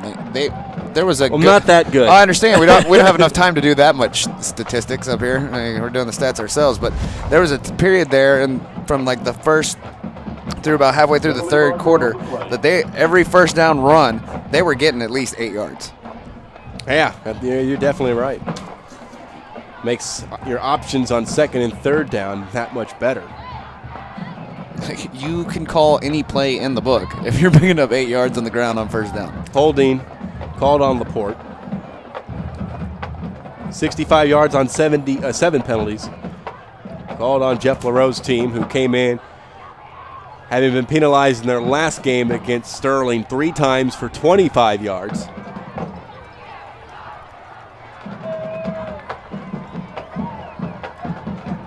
Bulldogs get Deer Park next, while Westbrook will go on the road to Deer Park.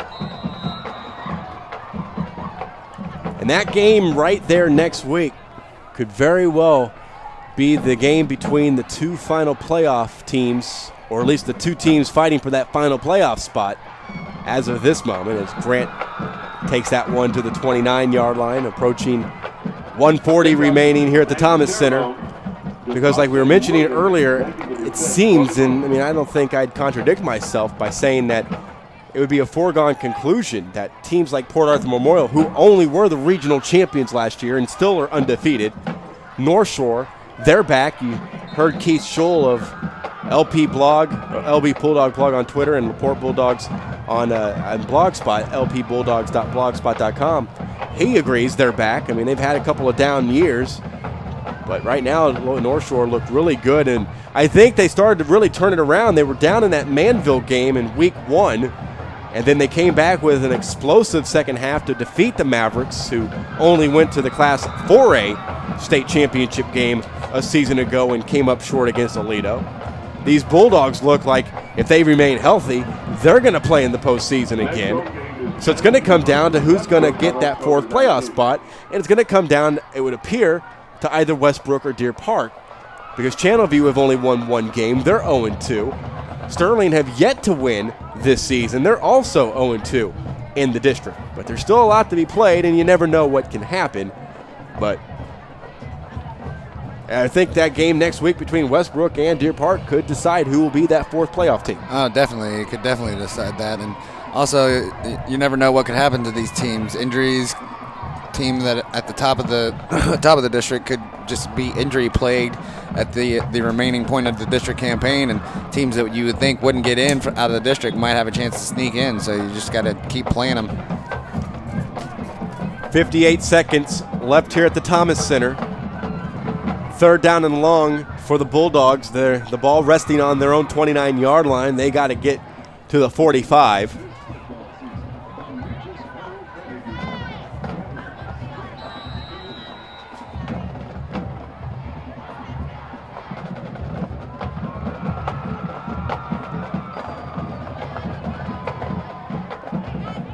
Pitch to Figueroa.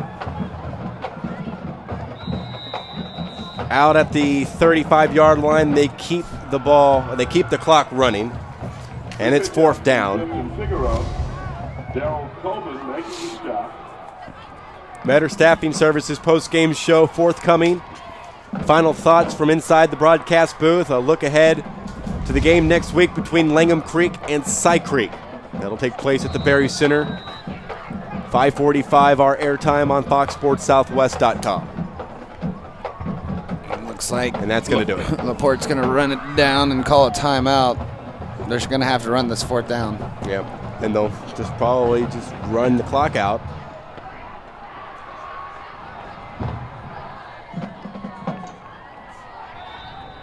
They called the timeout with 5 seconds to go, so they'll run one more play and make sure they take off the 5 seconds.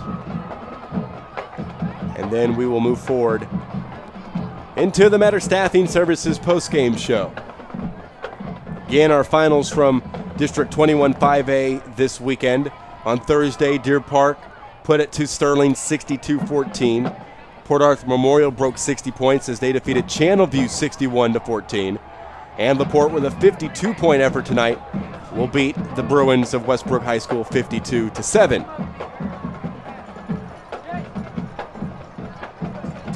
So the winning team scored at least 52 points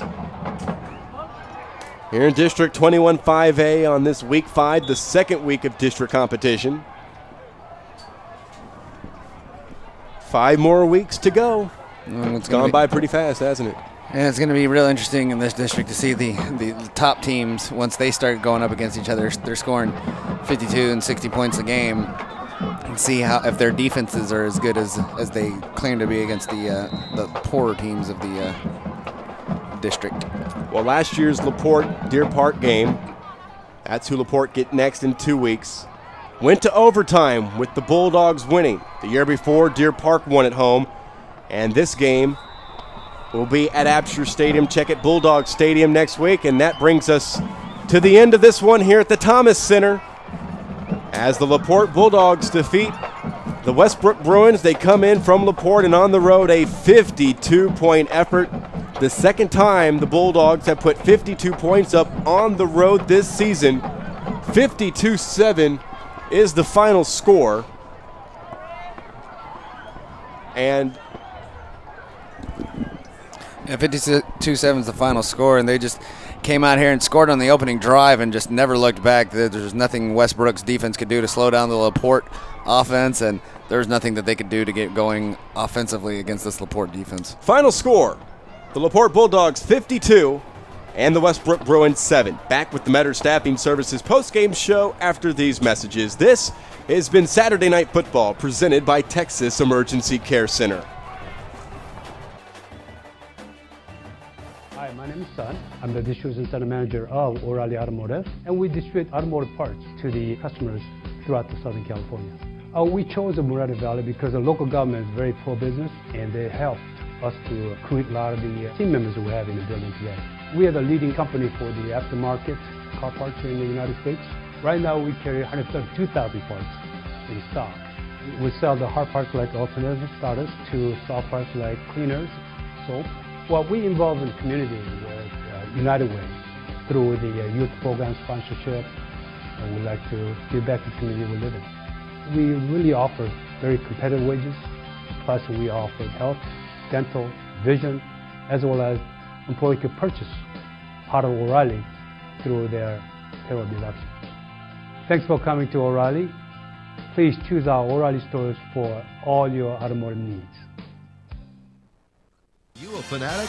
Open a Texans checking account with First Community Credit Union and you could win a trip to the big game in New Orleans. Just visit TexansChecking.com and open your account. Signing up is easy and free. You'll get a customized Texans debit card. And best of all, you could win a trip to New Orleans for the big game or other great prizes like trips to Texans road games and the 2013 draft in New York City. Be a fanatic. Visit TexansChecking.com and sign up for your chance to win. First Community Credit Union, the official credit union of the Houston Texans.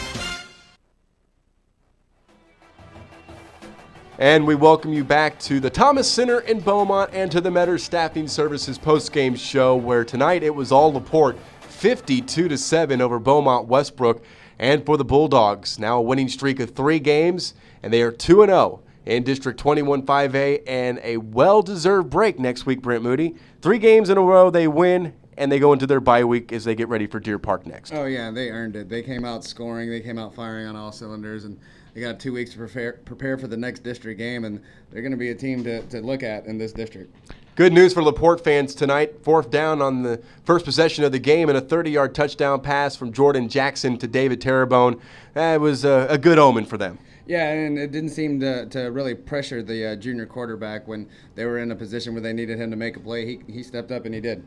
The Westbrook Bruins, what else can you say? It's not that they didn't show up tonight. It's just that they were dominated by the better team, and they now fall to 2-3 under head coach Kevin Flanagan, who is in his first year. He's trying to instill a philosophy here at Westbrook High School, and the kids are still trying to buy in. Yeah, and if you come out and you can't stop the run, especially against a team like Laporte, they're not going to change. They're going to keep running the ball, and you got to come out, you got to stop their run and make them beat you with the passing game, and they weren't able to do that. For the Bulldogs, you had Whiteley over 200 yards, Lewis just under 100 yards, and Grant with almost 70 yards on the ground rushing. When you have that type of production, good things are always going to happen. Yeah, good things happen, and it opens up the passing game because of their ability to run the ball. Jackson ends up with 4 touchdown passes. 4 touchdown passes, 2 of which to Jave Mark, and Keith Whiteley with the over 200 yards on the ground and a touchdown, leading the way for the Laporte Bulldogs tonight.